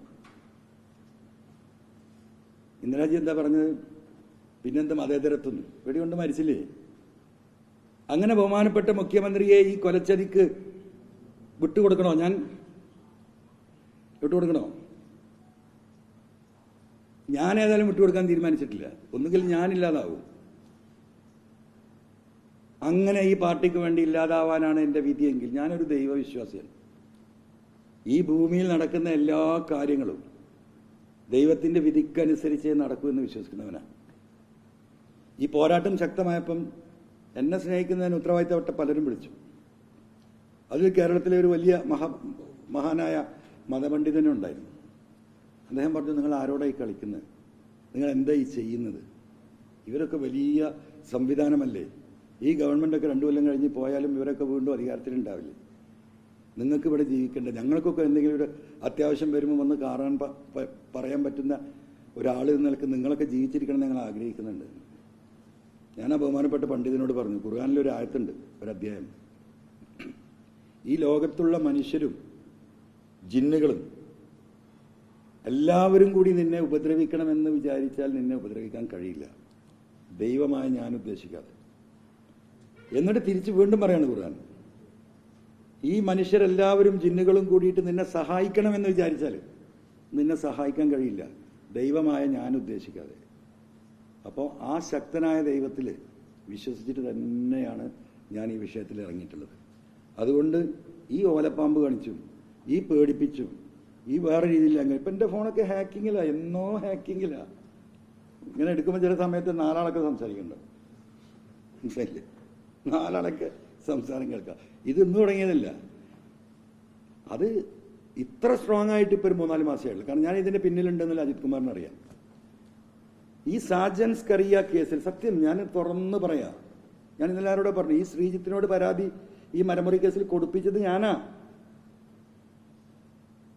സാജൻ സ്കറിയ ഇത്ര വലിയ ഒരു രാജ്യദ്രോഹി, ഒരു മതവിരോധി, ഒരു വർഗീയവാദി, ഈ മനുഷ്യരെ മുഴുവൻ അങ്ങോട്ടും ഇങ്ങോട്ടാക്കിയവൻ, പാർട്ടിയെ അടിവേര് വെട്ടിയാൻ ശ്രമിച്ചവൻ, ആ പാവം കൊടിയേരി സഖാവ് മരിച്ചുപോയി. ആ മകൻ 1.5 വർഷമല്ലേ ജയിലിൽ കിടന്ന്, നിങ്ങളാരെയും അന്വേഷിച്ചു? ആ കേസ് എഴുതി തള്ളി, അങ്ങനെ സംഭവമില്ല. മുഖ്യമന്ത്രി, കുടുംബം, മക്കള്, മരുമക്കള്, പാർട്ടി സെക്രട്ടറി, മന്ത്രിമാർ ഈ ഗവൺമെന്റിനെ ഇങ്ങനെ മുൾമുനയിൽ നിർത്തി ഈ നാട്ടിലെ ഹിന്ദുവിനെയും ക്രിസ്ത്യാനിയെയും മുസ്ലിങ്ങളെയും തമ്മിലടിപ്പിക്കാൻ 10,000-കണക്കിന് വീഡിയോകൾ ചെയ്തവൻ. അതെല്ലാം കഴിഞ്ഞൊരു വയർലെസ് ചോർത്തിയ കേസ് എത്രമാത്രം സീരിയസ് ആണെന്ന് നിങ്ങൾക്ക് അറിയാലോ. ആ കേസിലാണ് ഞാൻ ഈ ചങ്ങാതിയാണ് ഇതിൻ്റെ പിന്നിൽ പ്രവർത്തിക്കുന്നവനെ സഹായിക്കുന്നതെന്ന് കൃത്യമായ ബോധ്യത്തിൻ്റെ അടിസ്ഥാനത്തിലാണ്. ഇന്നലെ ഞാൻ വെല്ലുവിളിച്ചല്ലോ, MR അജിത് കുമാറിന് ധൈര്യമുണ്ടെങ്കിൽ കേരളത്തിലെ പ്രോസിക്യൂഷൻ കൊടുത്ത ലീഗൽ ഒപ്പീനിയൻ ഈ 66F സൈബർ ടെററിസം അട്രാക്ട് ചെയ്യും ഈ പ്രവൃത്തി എന്ന് പറഞ്ഞ ലീഗൽ ഒപ്പീനിയൻ കൊടുത്ത പിന്നെ പോലീസിന് അത് എഴുതുന്ന പണിയാ. അതിനാണ് ഹൈക്കോടതിയിൽ ഈ ലീഗൽ അഡ്വൈസേഴ്സിനെ ഗവൺമെന്റ് വെക്കുന്നത്. ഈ നിമിഷം വരെ ചെയ്തോ? ഇവിടെ ബഹുമാനപ്പെട്ട മുഖ്യമന്ത്രി ക്രൈംബ്രാഞ്ച് പലരും പോവും, ഇന്ന കേസ്, ഇടവണ്ണ കേസ്, മാമി കേസ്, നാട്ടിലെ പല കേസുകളും അന്വേഷിച്ചിട്ട് അതിന് നടപടിയില്ല പറഞ്ഞിട്ട് മുഖ്യമന്ത്രിയെ കണ്ട പാവപ്പെട്ട മുഖ്യമന്ത്രി അത് സീരിയസ് ആയിട്ട് എടുത്ത് ക്രൈംബ്രാഞ്ചിന് വിടും. ഈ ചങ്ങാതി എന്താ ചെയ്യാറ്? നിങ്ങൾക്ക് തെറ്റി, എനിക്ക് പോലും തെറ്റുകാരുണ്ടായിരുന്നു. ഒരു ഡിസ്ട്രിക്ട് ക്രൈംബ്രാഞ്ച് ഉണ്ട്. ഡിസ്ട്രിക്ട് ക്രൈംബ്രാഞ്ച് പറഞ്ഞാൽ ഈ പറയുന്ന ലോ ആൻഡ് ഓർഡർ ബോഡീസിന്റെ കീഴിൽ തന്നെ, ഈ അജിത് കുമാറിന്റെ കീഴിലാണ്. ഏത് ക്രൈംബ്രാഞ്ചിന് കൊടുക്കാൻ പറഞ്ഞാലും അദ്ദേഹം അങ്ങോട്ടാ വിടുക. സ്റ്റേറ്റ് പോലീസ് എങ്ങനെയാണെന്ന് ചോദിച്ചാൽ അത് തന്നെ. അങ്ങനെ ഈ കേസ് പോലും സ്റ്റേറ്റ് ക്രൈംബ്രാഞ്ചിനാണ് വിട്ടത്. അതും കുറച്ച് കഴിഞ്ഞിട്ട് ഞാൻ മനസ്സിലാക്കുന്നത്. അന്ന് തുടങ്ങി അപ്പോൾ എനിക്ക് മനസ്സിലായി, ഇത്രയും വലിയൊരു ദേശദ്രോഹിയെ ഒരുത്തന് സഹായിക്കാൻ കഴിയണമെങ്കിൽ അവനേക്കാളും വലിയ ദേശദ്രോഹിയായിരിക്കും ഈ MR അജിത് കുമാർ എന്ന എൻ്റെ ബോധ്യം. കഴിഞ്ഞ 8-9 മാസമായി ഇവരെ അവരെ വിചാരം അവരിൻ്റെ പിന്നാലെയാണ്. അവരിൻ്റെ പിന്നാലെ ഞാൻ കാണുന്നുണ്ട്. ഞാൻ ഇവരെ പിന്നാലെ തന്നെയാണ്. ഇതുകൊണ്ടൊന്നും തീരൂല. നല്ല പണം ഞാൻ തന്നെ ചെലവാക്കിയിട്ടുണ്ട് ഈ കാര്യങ്ങൾ എടുക്കാൻ. പോലീസിനെ സഹായിക്കുന്ന കുറേ ആളുകൾ ഇവിടെ ഉണ്ട് ഈ വിഷയത്തിൽ. അവരെയൊക്കെ ചിലരെയൊക്കെ വില കൊടുത്ത് എനിക്ക് വാങ്ങേണ്ടി വന്നിട്ടുണ്ട്. അപ്പോൾ ഇത് ഇവിടെ അവസാനിക്കില്ല. അപ്പോൾ വീണ്ടും നയം വ്യക്തമാക്കുകയാണ്. ജീവനുണ്ടെങ്കിൽ ഈ വിഷയമായി മുന്നോട്ട് പോകും. ഇവനെ ഒന്നും നടപടി സ്വീകരിക്കാൻ പരാതി കൊടുത്തോ അഭ്യർത്ഥിച്ചെന്നൊക്കെ ആരോ ചോദിക്കുന്നുണ്ട്. ഇവനൊന്നും പരാതിയല്ല, ഇവനൊക്കെ ജയിലിലേക്കാണ്, സെൻട്രൽ ജയിലിലേക്ക്. അപ്പോൾ നമുക്കിനി ബഹുമാനപ്പെട്ട രാജ്യത്തിൻ്റെ ഏറ്റവും എന്താ പറയുക കാവൽ നിൽക്കുന്ന ബഹുമാനപ്പെട്ട അവാർഡുകൾ വാരിക്കൂട്ടിയ നമ്മുടെ പ്രിയപ്പെട്ട, ഇതിന് എങ്ങനെ അഭിവാദ്യം ചെയ്യേണ്ടതെന്ന് എനിക്കറിയില്ല, സുജിത് ദാസ് ചേട്ടൻ. എവിടെയാ ഇപ്പോൾ സുജിത് ദാസ്? എവിടെയാ? അതെ, ഇപ്പം എവിടെയാ? ലീവ് പോയി. എന്തിനാ പോയത്? അല്ല, എന്തിനാ ലീവ് പോയത്? നിങ്ങൾ ആരെങ്കിലും ചിന്തിച്ചിട്ടുണ്ടോ? ലീവ് പോയത് ഇപ്പോൾ ഈ തെളിവ് നശിപ്പിക്കാൻ ഓടുക. മനസ്സിലായോ? ഇപ്പം ഞാനീ പറഞ്ഞതിൻ്റെ ബാക്കി പത്രത്തിൻ്റെ അതിൻ്റെയൊക്കെ ഒരു അവസാന ഘട്ടത്തേക്ക് പോവുക. എന്താ പറയുക ചോദിച്ചല്ലോ? ഇപ്പോൾ സുജിത് ദാസിനെതിരെ കർശനമായ ഒരു അച്ചടക്ക നടപടിയിലേക്ക് പോകേണ്ട എന്ന ആഭ്യന്തര വകുപ്പ് തീരുമാനിച്ചിട്ടുണ്ട്. ഇപ്പൊ അദ്ദേഹത്തെ പത്തനംതിട്ട SP സ്ഥാനത്ത് നിന്ന് മാറ്റും, സസ്പെൻഷൻ ഉണ്ടാവാൻ സാധ്യതയില്ല. MR അജിത് കുമാറിനെതിരെ അന്വേഷണം വേണ്ട എന്നുള്ള വാർത്തകളാണ് വരുന്നത്. വാർത്തയല്ലേ? എന്തെങ്കിലും റെക്കോർഡുണ്ടോ? നിങ്ങൾ ഈ പേട്ടൻ അങ്ങനെ വല്ല തീരുമാനം എടുത്തതായിട്ട് ഞാൻ അറിഞ്ഞില്ല. അതുകൊണ്ടേക്ക് ആഭ്യന്തര വകുപ്പിന്റെ തീരുമാനമായിട്ട് വാർത്തകൾ വരുന്നത്. വാർത്ത ഇപ്പോൾ നമ്മൾ തമ്മിൽ കൊടുക്കുന്ന സംഗതിയല്ലേ. ഈ പൊളിറ്റിക്കൽ സെക്രട്ടറി പി ശശിക്കെതിരെ ഇത്രയും ഗുരുതര ആരോപണങ്ങളാണ് ഉന്നയിച്ചു. എപ്പോഴെങ്കിലും ഇത് പാർട്ടിയുടെയോ മുഖ്യമന്ത്രിയുടെയോ ശ്രദ്ധപ്പെടുത്തിയിട്ടുണ്ടോ? ഞാൻ അദ്ദേഹത്തിന്റെ ശ്രദ്ധയിൽപ്പെടുത്തി, പി ശശിയുടെ നേരിട്ട് ഈ പറഞ്ഞ കാര്യങ്ങളൊക്കെ. എന്തുകൊണ്ട് മുഖ്യമന്ത്രിയുടെ ശ്രദ്ധപ്പെടുത്തി? 40 നിയമസഭാംഗമല്ലേ? അല്ല, അത് പാർട്ടി ആലോചിക്കട്ടെ. നമ്മളങ്ങനെ പാർട്ടി അറിയിച്ചുകൊണ്ടിരിക്കല്ലേ. ഇതിനു മുമ്പ് പാർട്ടിയുടെ വേദി അന്ന് ഞാൻ പോയി പറഞ്ഞാൽ ഇവിടെ ഇത് എന്താ അടിസ്ഥാനം എം എൽ എ ഇങ്ങനെയൊക്കെ പലതും ഉണ്ടാവും, ആൾക്കാർ പലതും പറയും അല്ലേ. സ്വാഭാവികമായിട്ട് ഞാനാണെങ്കിൽ അത് പറയാം. അല്ല, അതൊക്കെ പാർട്ടി അന്വേഷിക്കട്ടെ എന്ന്. പാർട്ടി നല്ലൊരു സംവിധാനം ഈ നാട്ടിലില്ലേ. പാർട്ടി സെക്രട്ടറി ആയിരിക്കാനെങ്കിലും താങ്കൾ ശ്രമിച്ചിട്ടുണ്ട് ഈ കാര്യങ്ങൾ എപ്പോഴെങ്കിലും? 8 മാസമായിട്ട് താങ്കൾ ഇതിന്റെ പിന്നിലുണ്ടെന്ന് പറഞ്ഞു. എപ്പോഴെങ്കിലും പാർട്ടി സെക്രട്ടറിയായോ പാർട്ടി ഏതെങ്കിലും കേന്ദ്രങ്ങളിലുള്ള വിഷയം താങ്കൾ അവതരിപ്പിച്ചു? ഈ പാർട്ടിയുടെ സ്റ്റേറ്റ് കമ്മിറ്റി മെമ്പറാണല്ലോ political secretary. Is a part of party, is a state committee member of the CPM. ഒരേ സമയത്ത് രണ്ട് കാര്യം പാർട്ടി സെക്രട്ടറിയോടും പാർട്ടി ലീഡറോടും പറയുന്നു, political secretary is A one person. എന്റെ അമ്മച്ചി എനിക്കതിനെ കുറിച്ച് അറിയില്ല. പി ശശിയുടെ അറിവോട് കൂടിയിട്ടാണ് അജിത് കുമാർ പ്രവർത്തിക്കുന്നത് എനിക്കറിയില്ല. അത് പാർട്ടി അന്വേഷിക്കട്ടെ. ഈ പറയുന്ന ക്രിമിനലിസം അതിന്റെ പോലീസ് ഡിപ്പാർട്ട്മെന്റ് മറ്റുള്ളവർ അന്വേഷിക്കട്ടെ. പ്രതിച്ഛായക്ക് തന്നെ മോശമാകുന്ന ഈ ക്രിമിനൽ പ്രവർത്തനങ്ങൾ എല്ലാം അറിഞ്ഞിട്ടും മൗനം പാലിക്കുന്ന ഒരു പൊളിറ്റിക്കൽ സെക്രട്ടറിയെ ഈ ഇടതുപക്ഷം വെച്ചുകൊണ്ടിരിക്കുന്നത് ശരിയല്ലല്ലോ. ആ രീതിയിൽ താങ്കൾ ഒരു ഗൗരവമായിട്ട് അറിയിക്കേണ്ടതല്ലേ? അല്ല, അത് അങ്ങനെ വെച്ചുകൊണ്ടിരിക്കുന്നത് ശരിയാണോ തെറ്റാണോ എന്നുള്ളത് പാർട്ടി ഇപ്പോഴല്ലേ അതൊക്കെ അറിയുന്നത്. ഇപ്പൊ ഈ പോകുമ്പോഴേ അറിയുന്നുള്ളൂ ഇത്തരം കാര്യങ്ങൾ. ഞാൻ ഈ രീതിയിൽ സംസാരിച്ചിട്ടില്ല.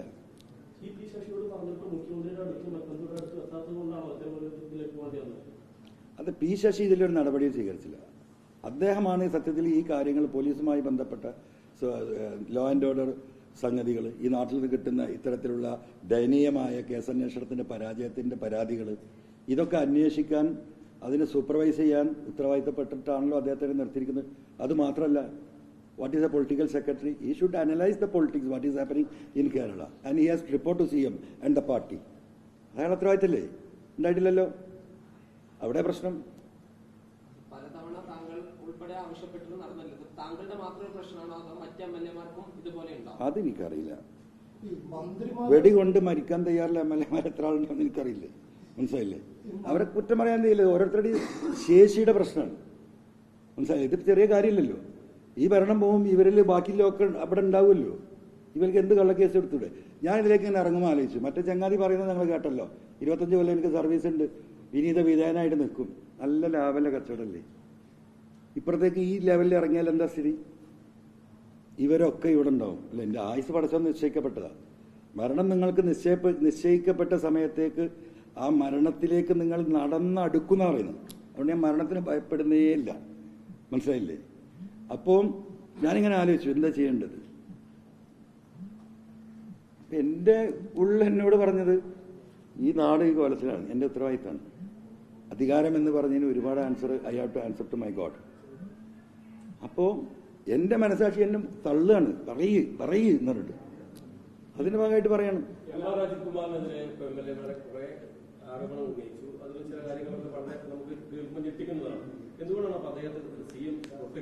അദ്ദേഹത്തെ CM പ്രൊട്ടക്ട് ചെയ്യുന്നുണ്ട്. നിങ്ങൾ ഞാൻ ഇപ്പതല്ലേ പറയുന്നത്? ഇന്നലെ ADGP പറഞ്ഞതാണ്. ഈ പറയുന്നതൊക്കെ അനലൈസ് ചെയ്യണ്ടേ? പെട്ടെന്ന് PV അൻവർ MLA ഇങ്ങനെ പറഞ്ഞിട്ടുണ്ട്, എവിടെ MR അജിത് കുമാർ വാനങ്ങോട്ട് വിളിക്ക്, ഇറങ്ങിപ്പോ എന്ന് പറയാൻ പറ്റുമോ? പറ്റില്ലല്ലോ. അതൊക്കെ അതിന്റെ വഴിക്ക് നടക്കും. ഇതൊരു സിസ്റ്റം അല്ലേ? പാർട്ടിയുടെ പിന്തുണ എന്താ സംഭവം? ആ പാർട്ടിയിൽ ഞാൻ നിൽക്കുമ്പോൾ എനിക്ക് പിന്തുണ, I am the part of the party. പിന്നെ എനിക്ക് പിന്തുണ, I am the part of the party, I am a worker of the party. പിന്നെ എനിക്ക് പിന്തുണ ആവശ്യമില്ലല്ലോ. വീട്ടിൽ വന്നിട്ട് നിങ്ങൾ അച്ഛന്റെ മകനാണോ എന്ന് ആരെയും ചോദിക്കൂ? അച്ഛന്റെ മകനല്ലേ?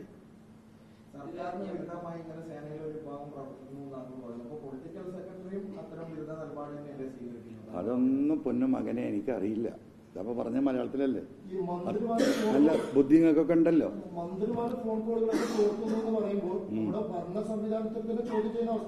ആണല്ലോ.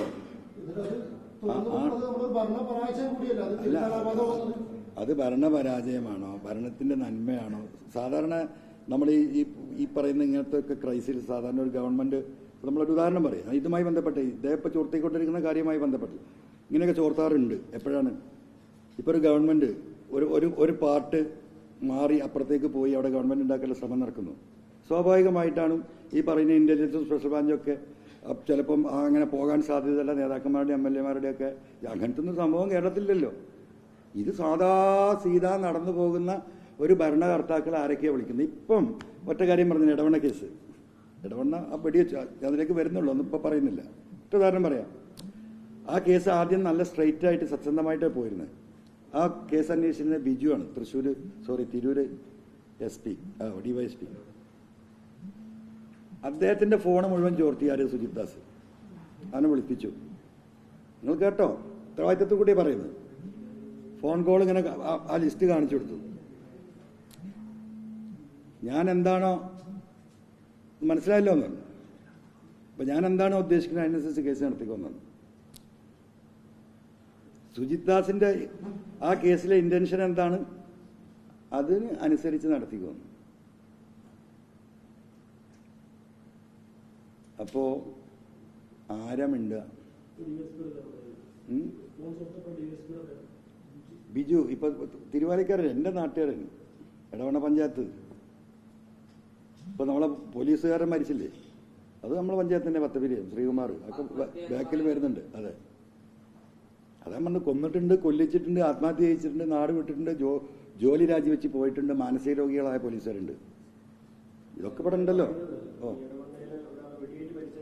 അതെ അതെ അതെ, അതൊക്കെ ബോംബെ സ്റ്റൈലാണ്. മരിച്ചു, വെടി വെച്ചതാരാണ്, വെടി വെപ്പിച്ചതാരാണ്, വരാൻ പോന്നേ ഉള്ളൂ. MR അജിത് കുമാറിന്റെ ക്രമക്കേടുകളെ കുറിച്ച് പി ശശിക്ക് ബോധ്യമുണ്ട് എന്ന് തന്നെയാണ് വിശ്വസിക്കുന്നത്. അയാളും ഭക്ഷണമല്ല കഴിക്കുന്നത്.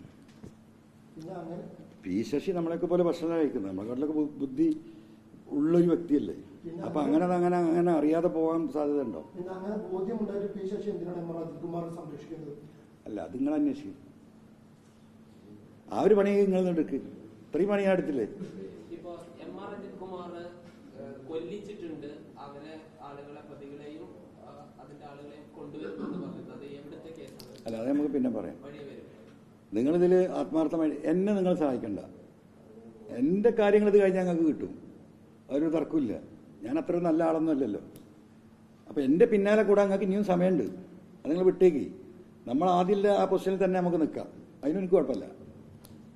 ഈ വിഷയം ദയവായി ഞാനാണ് ഉന്നയിക്കുന്നത് എന്ന നിലക്ക് നിങ്ങളതിനെ കാണരുത്. അത് നിങ്ങൾ കൊണ്ടുപോയിക്കോ. ഇത് നിങ്ങൾ ഈ സമൂഹത്തിൻ്റെ ഏറ്റവും വലിയൊരു പ്രശ്നം. നമ്മളെ നാടിന് വലിയ അപകടത്തിലേക്കാണ് പോകുന്നത്. ഇതൊക്കെ റിപ്പീറ്റ് ചെയ്യും. ഇനിയൊരു ഗവൺമെൻറ് വന്നാൽ ഇതൊന്നും കണ്ടെത്താൻ കഴിയില്ല. ഇതത്ര വലിയ മാഫിയ സംഘങ്ങളാണ്.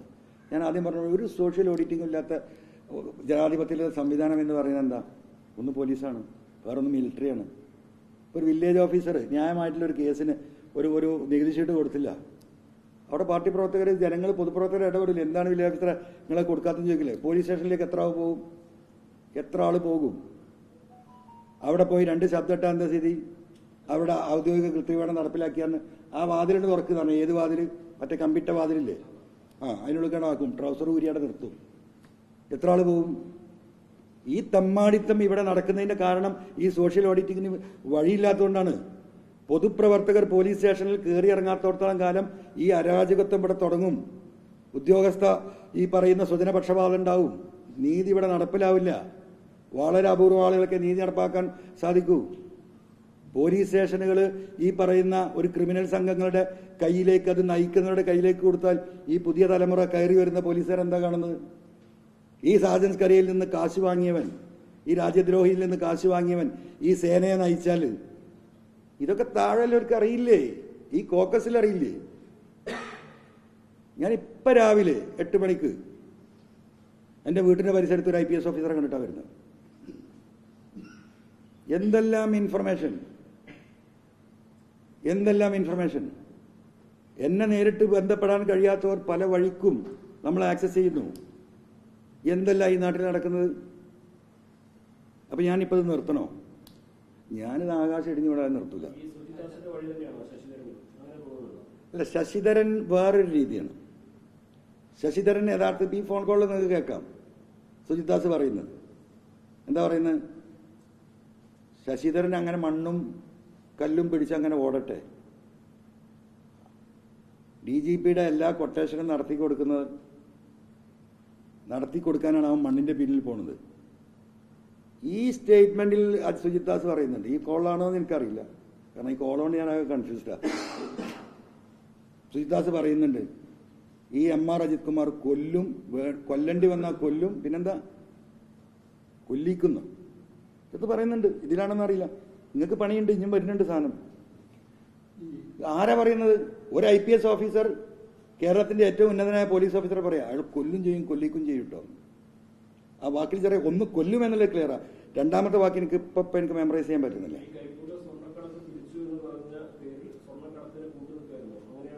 Part of that. ഞാൻ മിനിയാന്ന് ആരെ പത്രക്കാർ ചോദിച്ചു, സുജിത് ദാസ് ഈ സ്വർണ്ണക്കേസിൽ പൈസ ഉണ്ടായി? ഞാൻ എനിക്കറിയില്ല. ആ കാര്യം എനിക്കന്ന് അറിയില്ലായിരുന്നു.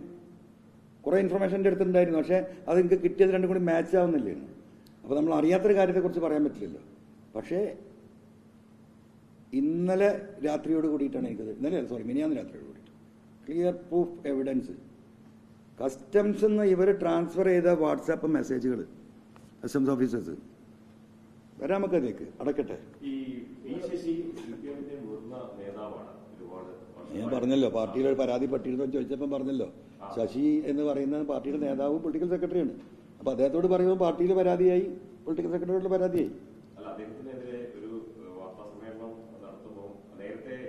അദ്ദേഹത്തിനെതിരെ ഞാൻ ആർക്കെതിരല്ല. ഞാൻ ജനങ്ങളോട് എനിക്ക് കിട്ടിയ അറിവ് പങ്കെടുക്കുക, ആർക്കും എതിരല്ല. എന്നെ സഹായിക്കാമെന്ന ഈ ക്രമക്കേടുകളെല്ലാം പുറത്ത് കൊണ്ടുവരണമെന്ന് ആഗ്രഹിക്കുന്ന കുറെ ഉദ്യോഗസ്ഥരുണ്ട്. ബഹുഭൂരിപക്ഷം.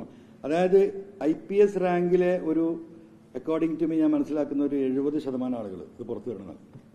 അതിന് താഴെ 99.9%. ഈ ആ 0.% എന്ന് പറയുന്നത് ഈ ഡാൻസ് ഓഫ് പോലത്തുള്ള ഇവരുടെ ഈ ക്രിമിനൽ സംഘം മാത്രം അവരെ സപ്പോർട്ട് ചെയ്യുന്നുള്ളൂ. ഈ മാധ്യമപ്രവർത്തകരുടെ ഫോണടക്കം ചോർത്തുന്നു എന്ന് പറയുമ്പോൾ നമ്മളൊക്കെ എങ്ങനെയാണ് ഈ ജോലിമായി മുന്നോട്ട് പോകാൻ കഴിയുക? വളരെ പ്രയാസമാണ്. തെളിവുകളുണ്ടോ? തെളിവുണ്ടോ? അല്ല, ഇതൊക്കെ ഈ പറയുന്ന കാര്യങ്ങളൊക്കെ അന്വേഷണ വിധേയമാകില്ല.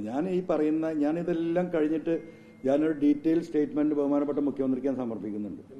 ഇത് മുഖ്യമന്ത്രിക്ക് തന്നെ സമർപ്പിക്കും, ഇത്രയും കാര്യങ്ങൾ പറഞ്ഞിട്ട്.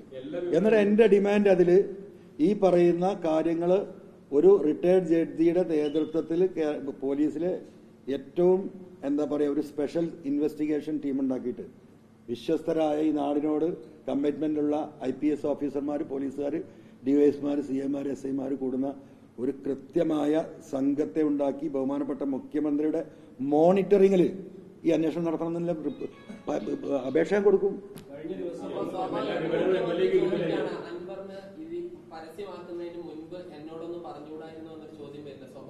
ബഹുമാനപ്പെട്ട മുഖ്യമന്ത്രി അങ്ങനെ ചോദിക്കാനുള്ള സാധ്യതയില്ല. അയാള് നിങ്ങളൊക്കെ എന്തൊക്കെ പറഞ്ഞോ, ഞാൻ മനസ്സിലാക്കിയ എന്റെ മുഖ്യമന്ത്രി അയാള് അങ്ങേയറ്റം സത്യസന്ധനായി ജീവിക്കുന്ന ഒരു വ്യക്തിയാണ്. അങ്ങേയറ്റം. അയാളിൽ നിന്ന് അങ്ങനെ ഒരു ചോദ്യം ഉണ്ടാകുമെന്ന് ഞാൻ ഒരിക്കലും പ്രതീക്ഷിക്കുന്നില്ല.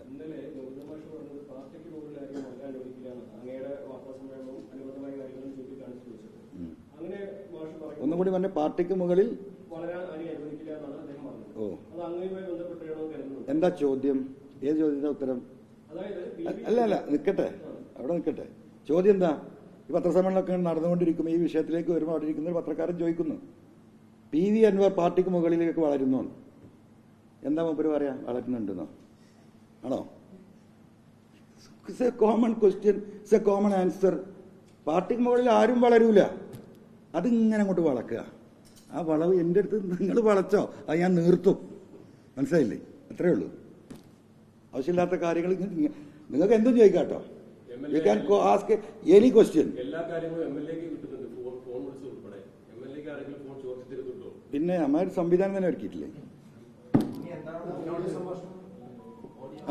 അത് നമുക്ക് ഓടിയൊന്ന് കേൾക്കാം. അപ്പൊ നിങ്ങൾക്ക് ചിലതൊക്കെ ചോദിക്കണ്ടാവും.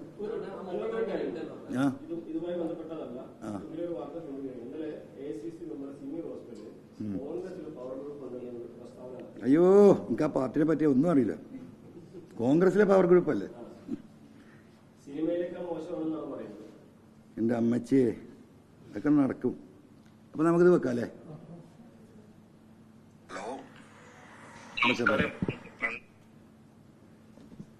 മിനിറ്റ് മാറിപ്പോയാലും പ്രശ്നമാണ്. നമസ്കാരം. അന്ന് ആകെ തിരക്കായി പോയില്ലേ? പുറത്തിറങ്ങിയത് എങ്ങനെയാണല്ലോ.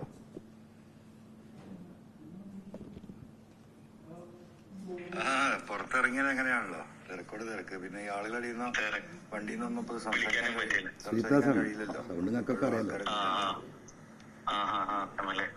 ശരിക്കും നമ്മളെ താനൂർ ഇഷ്യൂ എങ്ങനെയാ മരിച്ചത്? അത് അവന്റെ മരണകാരണം എന്താ? അതെന്ന് പറഞ്ഞാല് മറ്റേ ഈ MDMA-യുടെ 2 കവർ ഈ ചെറുക്കം വിഴുങ്ങിയിരുന്നു. അപ്പം ഈ കവർ അകത്ത് കിടന്നിട്ട് ഒരു കവർ പൊട്ടിപ്പോയി. അപ്പൊ ഈ സാധനം എന്ന് പറഞ്ഞാൽ നമ്മുടെ ഈ എലിവേഷൻ പോലെയാ.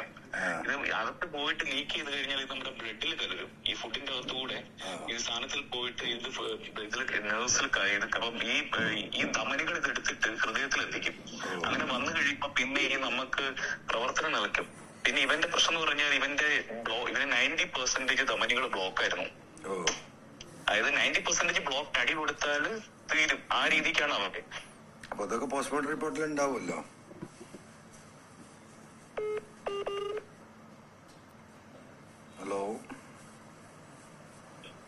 ഹലോ കേൾക്കാമോ? അതെ, കോള് കയറുന്നതാണ്. അതാണ് ഈ വാട്സാപ്പിൽ വിളിക്കുമ്പോൾ വലിയ പ്രശ്നം ഇതാണല്ലോ. അപ്പം പല്ല് മുഴുവൻ ദ്രവിച്ചു പോയി. അതായിരുന്നു അവന്റെ അവസ്ഥ. അപ്പം അങ്ങനെയുള്ള ഒരാള് കിട്ടി. അപ്പൊ ഈ ഇതെന്ന് പറഞ്ഞാൽ എന്തെങ്കിലും ഒരു അസ്വസ്ഥത കാണിച്ചു കഴിയുമ്പോ മനസ്സിലാകത്തില്ലോ. കാരണം ഇവരൊന്നും ചെയ്തുമില്ല. ഇവൻ ഈ വണ്ടി കിടന്ന് ഈ ബഹളം കാണിച്ച് ഈ വണ്ടിയിൽ ഇരുന്നിട്ട് മുമ്പോട്ടും പുറകോട്ടും കിടന്ന് ഇടിക്കുന്നുണ്ട്, കാലിൽ കടിക്കുന്നുണ്ട്. അപ്പൊ പിടിച്ചതിന് ചില ആളെ പിടിക്കുമ്പോ ഈ ഡ്രഗ് യൂസ് ചെയ്യുന്ന ആൾക്കാർ കാണിക്കുന്ന ഭയങ്കരമായിട്ടുള്ള ഒരു വിറുലൻ സ്വഭാവം ഉണ്ടല്ലോ, അതാന്ന് വിചാരിച്ചു, തെറ്റിദ്ധരിച്ചു. പക്ഷെ ഉള്ളിൽ പോയ കാര്യം കൂടെയുള്ളവരും കണ്ടില്ല. അപ്പൊ ഇവൻ ആരോട് പറഞ്ഞുമില്ല. അപ്പം ഇവര് ഇങ്ങനെ ഇതേ അവസ്ഥയിൽ ഒരു 4 മണിക്കൂർ അവര് സ്റ്റേഷനിലിരുന്നു. അല്ലെങ്കിൽ ഏതെങ്കിലും ഒരാൾക്ക് സാമാന്യ ബോധത്തിൽ ഇവൻ വിഴുങ്ങിയിട്ടുണ്ടെന്ന് അറിഞ്ഞാൽ അപ്പൊ അത് അറിഞ്ഞില്ല. ഇവൻ കൂടെയുള്ളവരോടും പറഞ്ഞിട്ടില്ല അകത്ത് ഈ സാധനം പോയിട്ടുണ്ടെന്ന്. പിന്നെ ഇത് കൊളാപ്സ് ആയി കഴിഞ്ഞപ്പോഴാണ് ഇത് എന്തോ പ്രശ്നമുണ്ടെന്ന് പറഞ്ഞ് സീരിയസ് ആയിട്ട് അവർ കൊണ്ടുപോകുന്നത്. അപ്പം വരാനുള്ളത് വഴി തങ്ങില്ലെന്ന് പറഞ്ഞ പോലെ അങ്ങനെ സംഭവിച്ചു. അപ്പൊ നമ്മുടെ നല്ല കാലമോ കഷ്ടകാലമോ അപ്പൊ എന്തായാലും നമ്മൾ സെൽഫിഷായി മാറുന്നൊന്നുമില്ല. ഞങ്ങൾ ആ സമയത്ത് ടോമിൻ തച്ചങ്കരി സാറിന്റെ റിട്ടയർമെന്റ് ഫംഗ്ഷൻ ആയിരുന്നു എവിടെ, തിരുവനന്തപുരത്ത്. അപ്പൊ ഞാനും എന്റെ ഒരു ഷഹൻഷാ എന്ന് പറഞ്ഞിട്ട് തൃശ്ശൂരുകാരൻ പയ്യനുണ്ട്. അവൻ 21 ബാച്ചാ. അവൻ താനൂർ SHO ആയിട്ട് ഞാൻ ചാർജ് കൊടുത്തിരിക്കുക. അപ്പൊ അവന് അവിടെ ഉണ്ടായിരുന്ന ഉറപ്പായിട്ട് കേസിൽ പ്രതിയായി പോയനെ. അപ്പൊ എന്തോ അവന്റെ വാപ്പ ഉമ്മയൊക്കെ ചെയ്ത പുണ്യം ആയിരിക്കാം. അവനും അന്ന് ആ തച്ചങ്കരി സാറിന്റെ ഫംഗ്ഷന് തിരുവനന്തപുരത്ത് ഉണ്ടായിരുന്നു. ഇപ്പൊ അവൻ തലശ്ശേരി ASP ആയി. ജനുവരി 1-ന് SP ആവും. കേസിൽ ബുക്ക് ചെയ്യപ്പെട്ട പോലീസുകാരൊക്കെ സ്ഥിതി എന്താണ് യഥാർത്ഥത്തില്? ഹലോ, പോലീസുകാര് ബുക്ക് ചെയ്ത കേസിൽപ്പെട്ട ഹലോ അവർക്കെല്ലാം ജാമ്യം കിട്ടി. അല്ല, എന്താണ് ചാർജ് ഷീറ്റിൽ അവര് സിറ്റുവേഷൻ എന്താണ്? ചാർജ് ഷീറ്റ് ആയിട്ടില്ല. അവരിപ്പോഴും അന്വേഷണത്തിൽ തന്നെയാണ്. കുടുങ്ങാതെ, കാരണം അതിനകത്ത് ഇപ്പൊ നമ്മളൊരു കാര്യം ചെയ്യുമ്പോൾ ഒരു മനഃപൂർവ്വമായിട്ട് ഒരു കുറ്റം ചെയ്യണം എന്നുള്ള ഉദ്ദേശം എന്ന് പറയുന്ന സാധനം നമ്മുടെ ഭാഷയിൽ മെൻസ്രിയ എന്ന് പറയും. അത് ഉള്ളപ്പോഴാണല്ലോ ശരിക്കും ഒരു കുറ്റവാളിയാകുന്നത്. ഇത് MDMA ഉപയോഗിച്ച ആൾക്കാരെ പിടിക്കണം എന്നുള്ള ഉദ്ദേശമല്ലാതെ ഇവനെ തല്ലിക്കൊല്ലണം എന്നുള്ള ഉദ്ദേശമില്ല. നമ്മൾ ഇടുക്കിയിലെ കൂട്ടക്കാലം മറ്റേ ഉരുട്ടിക്കൊല്ലയൊക്കെ നോക്കുമ്പോ 4 ദിവസമൊക്കെ വെച്ച് അടി കൊടുത്ത് ശരീരത്തിന്റെ സകലമാന ഭാഗവും ചതച്ച് പറയിപ്പിക്കാനുള്ള ഒരു ശ്രമത്തിന്റെ ഒക്കെ ഭാഗമായിട്ടുള്ള സാധനങ്ങളാണ്. ഇത് അങ്ങനെ ഒരു സാധനമേ അല്ലല്ലോ. ഇന്റൻഷൻ ഇല്ല ഇതിൽ. ഇതിൽ MDMA ഉള്ളവരെ പിടിച്ചു. ഇവൻ വിഴുങ്ങിയിട്ടുള്ള കാര്യം കൂടെ നിൽക്കുന്നവനും അറിയത്തില്ല, പിടിച്ച പോലീസുകാർക്കും അറിയത്തില്ല. അപ്പോഴുണ്ടാകുന്ന ഒരു മനഃപൂർവ്വമല്ലാത്ത ഒരു ജീവൻ പോയ എന്തായാലും ജീവൻ പോയി. അതിനിപ്പോ വേറെ തർക്കിച്ചിട്ടൊന്നും കാര്യമില്ല. പോസ്റ്റ്മോർട്ടത്തിൽ കാര്യങ്ങളൊക്കെ ഉണ്ടാവില്ലേ? അതുണ്ട്. അത് ഇവർക്ക് ഫേവറബിൾ ആവുമല്ലോ അല്ലെ? പ്രതീക്ഷിക്കാം. അപ്പൊ നമുക്ക് നമ്മുടെ കൂടെയുള്ള സഹപ്രവർത്തകര് ഒരു മനഃപൂർവ്വമായിട്ട് കുറ്റം ചെയ്യേണ്ട ഉദ്ദേശമില്ലാതെ, എന്നാൽ ആ ഒരു അവസ്ഥയിൽ, നിസ്സഹായ അവസ്ഥയിൽ അവര് പോയി 90 ദിവസം ജയിലിൽ കിടക്കുമ്പോൾ ഉണ്ടാകുന്ന എല്ലാ മാനസിക ബുദ്ധിമുട്ട് നമുക്ക് ഉണ്ടാവുമല്ലോ. ആരൊക്കെ എന്തൊക്കെ പറഞ്ഞാലും. അതെ, അതിന്റെ ഒരു ബുദ്ധിമുട്ടുണ്ട്. എന്തായാലും ബാക്കി നമ്മള് എന്തായാലും നോക്കണം. ഇപ്പൊ നമ്മുടെ വിഷയം ഇപ്പൊ ഇന്ന് ഞാൻ പറഞ്ഞല്ലോ, എനിക്ക് ഒറ്റക്കതിൽ തീരുമാനം എടുക്കാൻ കഴിയില്ല എന്നല്ലേ. ഇന്ന് വന്ന സജഷൻ എന്താ വെച്ചാല്, ഞാൻ ഈ കാര്യങ്ങൾ വിശദീകരിച്ചു, എന്നോട് പറഞ്ഞ കാര്യങ്ങളും ഇതാണ്. ഇതിന്റെ അവർക്കും ഏകദേശം ഒക്കെ അറിയാൻ തോന്നുന്നു, എനിക്കറിയില്ല. എല്ലാവർക്കും അറിയാലോ. അപ്പോ ഇതില് നമുക്ക് കിട്ടേണ്ട വളരെ ഉത്തരവാദിത്തപ്പെട്ട ഒരാളെ ഇന്ന് കിട്ടിയിട്ടില്ല. ഈ എന്താ പറയാ, മറ്റേ സിനിമാ കേസ് ഉണ്ടല്ലോ, അതുമായി ബന്ധപ്പെട്ട് അതിന്റെ പൊളിറ്റിക്കൽ ഡിസ്കഷനും പ്രശ്നങ്ങളുമാണ്. അപ്പൊ നാളെ ഒരു ഫൈനൽ ഡിസിഷൻ കൂടി ആലോചിച്ചെടുക്കുക എന്നാണ് ഇപ്പം പറഞ്ഞിട്ടുള്ളത്. ഞാൻ വീണ്ടും ഒരു സഹോദര സ്ഥാനത്ത് നിന്നിട്ട് ഞാൻ MLA ചോദിക്കുകയാണ്. ഞാൻ എന്റെ ഒരു 5 മിനിറ്റ് ഒന്ന് കേൾക്കണം. എന്റെ മാനസികാവസ്ഥ എങ്ങനെ ആയതുകൊണ്ടാണ്. ഇപ്പൊ അനിൽ മാഷിന് ഫുൾ ആയിട്ട് ഇൻ ആൻഡ് ഔട്ട് അറിയുന്നതുകൊണ്ട് എനിക്ക് ഇങ്ങനെ ഒരു ഇൻട്രൊഡക്ഷൻസിന്റെ ആവശ്യമില്ല. ഞാൻ കഴിഞ്ഞ ഓഗസ്റ്റ് 1 തൊട്ടിട്ട് ഞാൻ മറ്റൊരു മാനസികാവസ്ഥയിലൂടെ പോയിക്കൊണ്ടിരിക്കുക ഈ കസ്റ്റോഡിയുടെ കാരണം. അപ്പം ഞാൻ ആകെ ഒരു തകർന്ന് തരിപ്പണമായി നിന്ന് ഞാൻ ഇപ്പൊ എനിക്ക് ആ ജില്ലയിലോട്ട് ഇപ്പൊ വണ്ടി കൊണ്ട് പാസ് ചെയ്യാൻ പോലും പേടിയാ. എന്റെ മെന്റൽ അവസ്ഥ ഞാൻ പറയുന്നത് കേട്ടോ. ഒരു കല്യാണത്തിന് വിളിച്ചാൽ പോലും എനിക്ക് ഞാൻ ഇല്ല എന്ന് പറയുമ്പോൾ എനിക്കൊന്നും തോന്നരുത്. കാരണം എനിക്ക് ഒരു മനസ്സിനുള്ളിൽ ഒരു ഭയം, എന്റെ 1.5 വയസ്സുള്ള കൊച്ചിനെ പോലും മര്യാദയ്ക്ക് നോക്കാൻ പറ്റാത്ത ഒരു അവസ്ഥ. അപ്പം ആ ജില്ലയിലേക്ക് ഒന്ന് മനസ്സുകൊണ്ട് പോലും ആരെയും ഭയന്നിട്ടൊന്നുമല്ല, മനസ്സുകൊണ്ട് ഞാൻ തയ്യാറല്ല. അത്രയ്ക്കും എനിക്കൊരു ഡിസ്റ്റർബൻസ് തന്നിട്ടുണ്ട്. അപ്പം അങ്ങനെ ടോട്ടലി നെഗറ്റീവായിട്ടിരിക്കുമ്പോൾ ഞാൻ അത്രയും മാറി നിന്ന് ഒരു 8 മാസം കഴിയുമ്പോഴും കഴിഞ്ഞ് ഇപ്പൊ ഒരു 9-10 മാസമായി ഞാൻ അവിടുന്ന് പോകുന്നുണ്ട്. വീണ്ടും ഇതിന്റെ ശരിയോ തെറ്റോ നന്മയോ തിന്മയോ അല്ല, വീണ്ടും വലിച്ചടിക്കുമ്പോൾ എനിക്ക് ഭയങ്കരമായി, ഇന്ന് ഞാൻ ഉറങ്ങിയിട്ടില്ല ലിറ്ററലി പറഞ്ഞ. അതിനകത്ത് മറ്റു വികാരങ്ങളല്ല, എനിക്ക് എത്രത്തോളം MLA മനസ്സിലാക്കുന്ന എനിക്ക് അറിയത്തില്ല. എനിക്ക് ഭയങ്കര ഡിസ്റ്റർബിങ്. ഇന്ന് ഞാൻ ശരിക്കും ഒരു ജോലിയും എനിക്ക് ഇവിടെ ചെയ്യാൻ പറ്റിയിട്ടില്ല. അതാണ് എന്റെ ഒരു പ്രശ്നം. അപ്പം ഇപ്പം മറ്റൊരു കുറ്റവാളിയായ ഒരു പോലീസുകാരൻ കൊടുക്കുന്ന പരാതിയെ ഞാൻ മുഖവിലേക്ക് എടുക്കുന്നില്ല. പക്ഷെ അത് MLA പോലെ ഒരു വലിയൊരാള് ചെയ്യുമ്പോൾ എനിക്ക് ഭയങ്കരമായിട്ട് ഡിസ്റ്റർബ് ചെയ്യുന്നു. അത് എന്റെ ചിന്തകളുടെ പ്രശ്നങ്ങളും എന്റെ മാനസികാവസ്ഥയുടെ പ്രശ്നങ്ങളാണ്. അപ്പം MLA അതിന് നമ്മളൊരു 25-30 വർഷമെങ്കിലും എന്നെ പോലെയുള്ളവനെ DIG IG ആയിട്ടൊക്കെ സഹിച്ചേ പറ്റും നിങ്ങളുടെ കീഴില്. അപ്പം ആ ഒരു ബന്ധത്തിന്റെ പേരിലെങ്കിലും MLA എനിക്ക് വേണ്ടി എനിക്കറിയാം ശശിയോട് ഒരു ദേഷ്യം നിങ്ങളുടെ ഒരു MLA എന്നുള്ള ഒരു രീതിയിൽ ആദ്യത്തെ അനുഭവം എന്നുള്ള രീതിയിൽ തോന്നിയിട്ടുണ്ടാവാം. അത് എങ്ങനെയെങ്കിലും പൊക്കോട്ടെ, പക്ഷെ എന്നെ ഒന്ന് ഒഴിവാക്കണം. കാരണം ഞാനൊന്ന് മാനസികമായിട്ടൊന്ന് സമാധാനത്തോടെ ഒന്ന് ജീവിച്ചോട്ടെ എന്നുള്ള ഒരൊറ്റ സാധനമാണ്. അത് എന്ന് ഞാൻ MLAയോട് ഒരു കടപ്പാടുണ്ട്. അതെ, ഇത് MLA എന്നോട് പറഞ്ഞല്ലോ. ഞാൻ പറഞ്ഞു ഇങ്ങനെ ഒരു മനുഷ്യൻ കാല് പിടിച്ച് പറയുമ്പോ, മാത്രമല്ല ഇത്രയും എന്താ പറയാ ജൂനിയർ, ഇനിയും 10-20 വർഷം സർവീസിലൊരു വ്യക്തിയാണ്. ഇപ്പൊ നമ്മളായിട്ട് അദ്ദേഹത്തെ കുളത്തിലിറക്കരുതല്ലോ എന്ന് പറഞ്ഞപ്പോ ഞാൻ ഇന്നലെ പറഞ്ഞ അഭിപ്രായമാണ് അവരും പറയുന്നത്. ഇതിങ്ങനെ ഈ പുകഞ്ഞു നിൽക്കുന്നതുകൊണ്ട് അതൊരു അന്വേഷണം നടത്തി അങ്ങോട്ട് അവസാനിപ്പിച്ചാൽ അദ്ദേഹത്തിന്റെ പ്രശ്നം തീരുമല്ലോ. അല്ലെ, അത് അന്വേഷിക്കാനായിട്ട് ഓൾറെഡി ഒരു പരാതി അവിടെ എക്സിസ്റ്റ് ചെയ്യുന്നുണ്ടല്ലോ. ആ ശ്രീജിത്ത് എന്ന് പറയുന്നത് അയാളൊരു ലോ പ്രൊഫൈൽ പേഴ്സൺ ആണ്. അയാളുടെ പരാതിയിൽ അത് അന്വേഷിച്ചാൽ അതിന്റെ എന്താന്ന് വെച്ച് കഴിഞ്ഞാൽ അതിന്റെ നടപടി നടന്നോട്ടെ. പക്ഷെ MLA പോലെ ഒരു സ്റ്റേറ്റ് മുഴുവൻ അറിയപ്പെടുന്ന ഒരു MLA ആ പരാതി വരുമ്പോ അതിനെ അപ്രിഷിയേറ്റ് ചെയ്യുന്ന മാനദണ്ഡം മാറിപ്പോവാ. അത് ഒരു ലോ പ്രൊഫൈലിൽ നിന്നും ഒരു ഹൈ പ്രൊഫൈലിലേക്ക് പോവാ. മറ്റേ പരാതിയിൽ അന്വേഷണം എന്ത് വേണമെങ്കിലും നടന്നോട്ടെ, അത് അന്വേഷിക്കുന്ന ആൾക്കാർ അന്വേഷിച്ച് എന്ത് വേണമെങ്കിലും ചെയ്തോട്ടെ. പക്ഷെ MLA പരാതി കൊടുക്കരുത്. അതാണ് എന്റെ ഒരു റിക്വസ്റ്റ്. പരാതി ഇപ്പൊ നമ്മൾ കൊടുത്തല്ലോ SP. അതൊന്ന് എനിക്ക് വേണ്ടി ഒന്ന് അത് വിഡ്രോ ചെയ്തൂടെ? അല്ല, എങ്ങനെയാ നമ്മളത് വിഡ്രോ ചെയ്യാൻ പറ്റും? നമ്മൾ മെയിൽ ചെയ്തല്ലേ? അത് മെയിൽ ചെയ്താണ്. മെയിൽ പറഞ്ഞ പരാതി തുടരാൻ എനിക്ക് താല്പര്യമില്ല എന്ന് പറഞ്ഞാൽ പോലെ തീരില്ലേ? അല്ല, നമ്മളത് പരാതിയിൽ ഇനി ചാടി വീഴാൻ നിൽക്കണ്ട, അതോട് കൃത്യമായി പറയാണ്. MLA ആ പരാതി പിൻവലിച്ചാൽ കൊടുത്ത പരാതിയിൽ എനിക്ക് ഇനി പരാതി ഇല്ല എന്ന് പറഞ്ഞ് ഒരു മെയിൽ കൊടുത്താൽ മതി എന്ന് പറയുന്നത്. അപ്പോൾ ഞാൻ പറയുന്നുണ്ട്, അങ്ങനെ കൊടുക്കാൻ പറ്റും, എനിക്ക് പൊതുപ്രവർത്തനം നടത്തണ്ടേ, എനിക്ക് അങ്ങനെ ചെയ്യാൻ കഴിയില്ല. അപ്പോൾ ഞാൻ ഇവരുടെ ഈ ക്രിമിനൽസ് എത്രത്തോളം ഉണ്ട് എന്ന് അറിയാൻ വേണ്ടി ഞാൻ അടുത്തൊരു ക്വസ്റ്റ്യൻ ഇട്ടു. അല്ല, അത് നിങ്ങൾക്ക് മായ്ക്കാൻ കഴിയില്ലേ? നിങ്ങൾക്ക് ഈ സംവിധാനമൊക്കെ ഉള്ളതല്ലേ, SP ഇടപെട്ടിട്ട് അത് മായ്ക്കാമല്ലോ. അപ്പോൾ പിന്നെ അതങ്ങനെ അങ്ങോട്ട് പോയിക്കോളും. ഞാൻ പിൻവലിച്ചു പറഞ്ഞൊരു മെയിൽ അയച്ചു കഴിഞ്ഞാൽ അത് എന്നെ ബാധിക്കും. അതുകൊണ്ട് അപ്പോൾ പുള്ളി പറയുന്നുണ്ട്, അപ്പം പറഞ്ഞു നിങ്ങൾക്ക് അവിടുത്തെ സൈബർ സെല്ലിലൊക്കെ പ്രവർത്തിക്കുന്ന പോലീസുകാരൊക്കെ നിങ്ങളാളുകൾ തന്നെയല്ലേ, അവരോട് പറഞ്ഞാൽ പോരെ. അല്ല, അത് ഒരിക്കലും നടക്കില്ല, ആ സിസ്റ്റത്തിലുണ്ട്, നടക്കില്ല അവരുന്ന്. അപ്പം MLA ഇത് മായ്ക്കാൻ പറഞ്ഞു എന്ന് പറയാൻ നിൽക്കണ്ട എന്ന് പറഞ്ഞുകൊണ്ടാണ് ഞാൻ അഡ്വാൻസ് ആയിട്ട് അത് പറയുന്നത്. ഞാൻ ഈ ഒരു ഉദ്ദേശത്തിലാണ് അങ്ങനെ ക്വസ്റ്റ്യൻ അദ്ദേഹത്തിന് പുട്ടപ്പ് ചെയ്യണം. നമ്മൾ തുടരാൻ താല്പര്യമില്ല എന്ന് പറഞ്ഞാൽ അത് പുറത്തിറങ്ങിയാൽ അത് വളരെ മോശമല്ലേ? നമ്മളൊരു പരാതി ഇതേ സിസ്റ്റത്തിൽ കിടക്കില്ലേ? ഇതിപ്പോ SP നേരിട്ടല്ലല്ലോ ഹാൻഡിൽ ചെയ്യുക, അവിടെ ഓഫീസിൽ വരുന്ന സ്റ്റാഫല്ലേ ഇത് ഹാൻഡിൽ ചെയ്യുക. നമുക്ക് ആ സിസ്റ്റത്തിൽ നിന്ന് മായ്ക്കാൻ എന്താ മാർഗം? ഞാനിപ്പോ മനസ്സിലാക്കിയിരിക്കുന്നത് SP കൊടുത്ത പരാതി അവിടുത്തെ ക്യാമ്പ് ഓഫീസാണ് ഹാൻഡിൽ ചെയ്യുന്നത്. അപ്പം അതിന് പുറത്തേക്ക് ഒരാളും അത് അറിയാനും പോണില്ല. അപ്പം മേൽ പറഞ്ഞ പരാതി തുടരാൻ താല്പര്യമില്ല എന്ന് പറഞ്ഞ് അൽമാഷ് പോലും എന്റെ അടുത്ത് പറഞ്ഞ അങ്ങനെ കേട്ടോ, എമ്മിലോട്ടുള്ള സ്വാതന്ത്ര്യം കൊണ്ടായിരിക്കും അങ്ങനെ എന്റെ അദ്ദേഹം പറഞ്ഞത്. ഞാനത് അദ്ദേഹത്തോട് സംസാരിച്ചിട്ടുണ്ട്, അദ്ദേഹം അങ്ങനെ ചെയ്യാന്ന് തന്നെ എനിക്ക് പറഞ്ഞിട്ടുണ്ടെന്നാണ് പറഞ്ഞത്. അത് അദ്ദേഹത്തിനോടുള്ള സ്വാതന്ത്ര്യം കൊണ്ട് പറഞ്ഞാണ്, വേറെ തെറ്റിദ്ധരിക്കരുത്.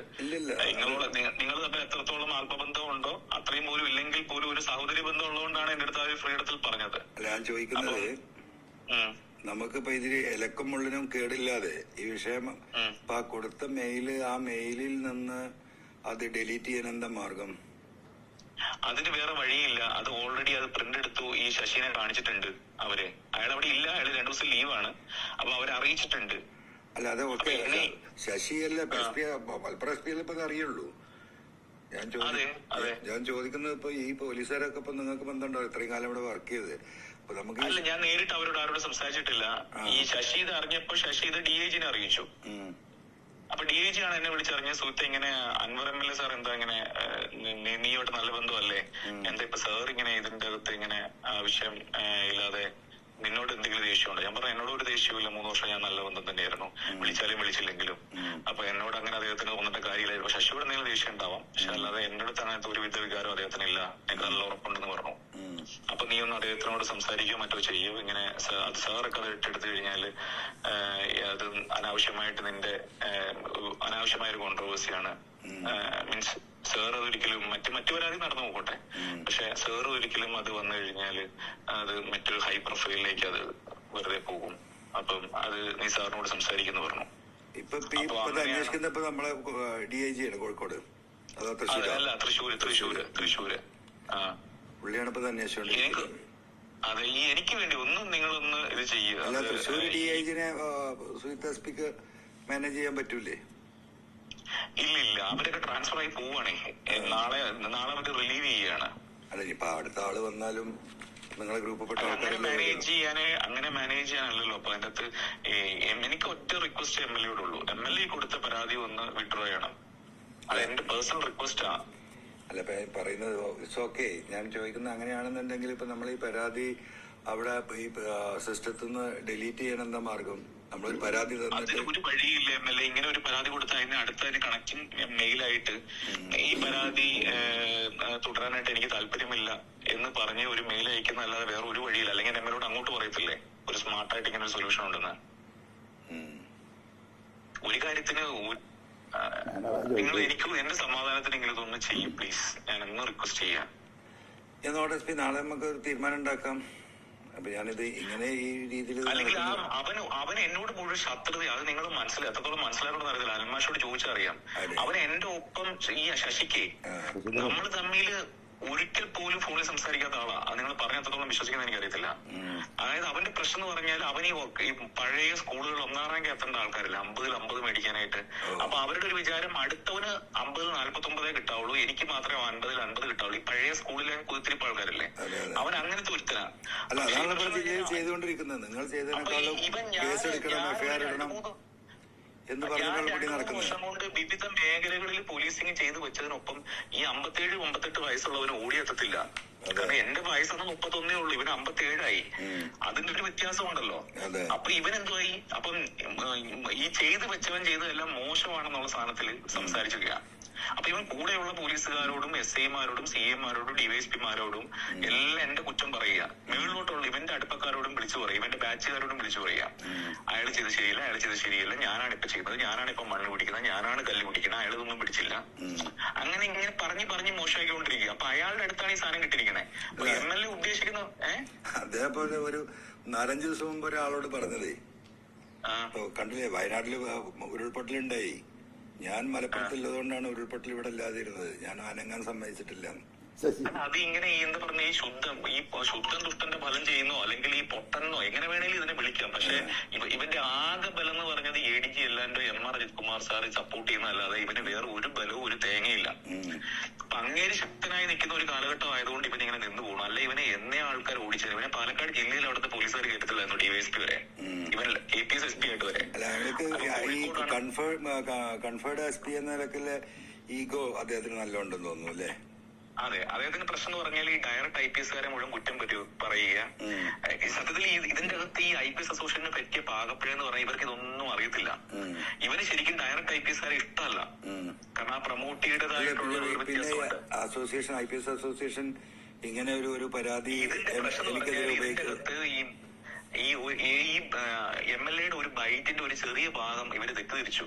അതായത് ഒരു ചെറിയ ഭാഗത്തിൽ എങ്ങാണ്ട് ഈ IPS-കാരെന്ന് പറഞ്ഞ എന്തോ ഒരു ജനറൽ ആക്കുന്ന സ്റ്റേറ്റ്മെന്റിൽ എന്തോ ഒരു സാധനം പക്ഷേ ഈ കേൾക്കുന്നവൻ പറയുന്ന ആളുടെ ഉദ്ദേശമല്ലല്ലോ കേൾക്കുന്ന ആൾക്ക് തോന്നുന്നത്. അപ്പൊ ഇവർക്ക് അങ്ങനെ തോന്നി. അതിന്റെ പേരിൽ കുറച്ച് ആൾക്കാര് മറ്റേ ഈ കാള പറ്റുന്ന കെട്ടപ്പോഴെ കയറെടുത്തിറങ്ങി. എന്നിട്ട് ആ റെസൊല്യൂഷനും പാസ്സാക്കി, നാണവും കെട്ടു, MLA മാപ്പ് വിട്ടു. ഇപ്പം പുറത്തിറങ്ങി തുണിയിടാതെ പുറത്തിറങ്ങാൻ പറ്റാത്ത അവസ്ഥയായി. KPA അസോസിയേഷൻ തിരിച്ചും പറഞ്ഞു.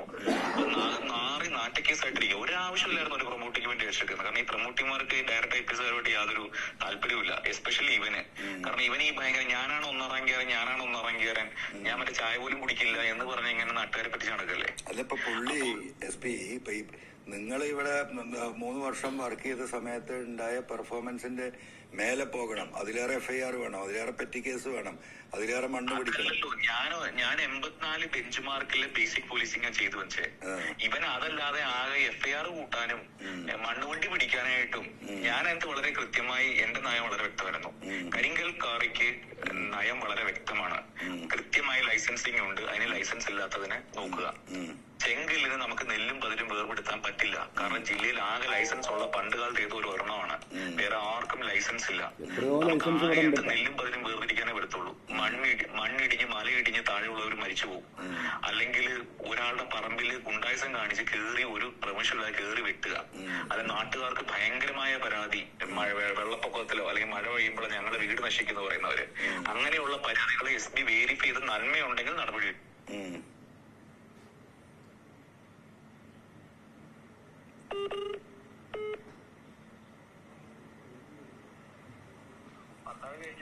ഇല്ല, ഞാനൊരു കോളിലാണ്, വാട്സാപ്പിലാണ് സാർ. വേറെ കോള് കയറിയതാ. ഹലോ,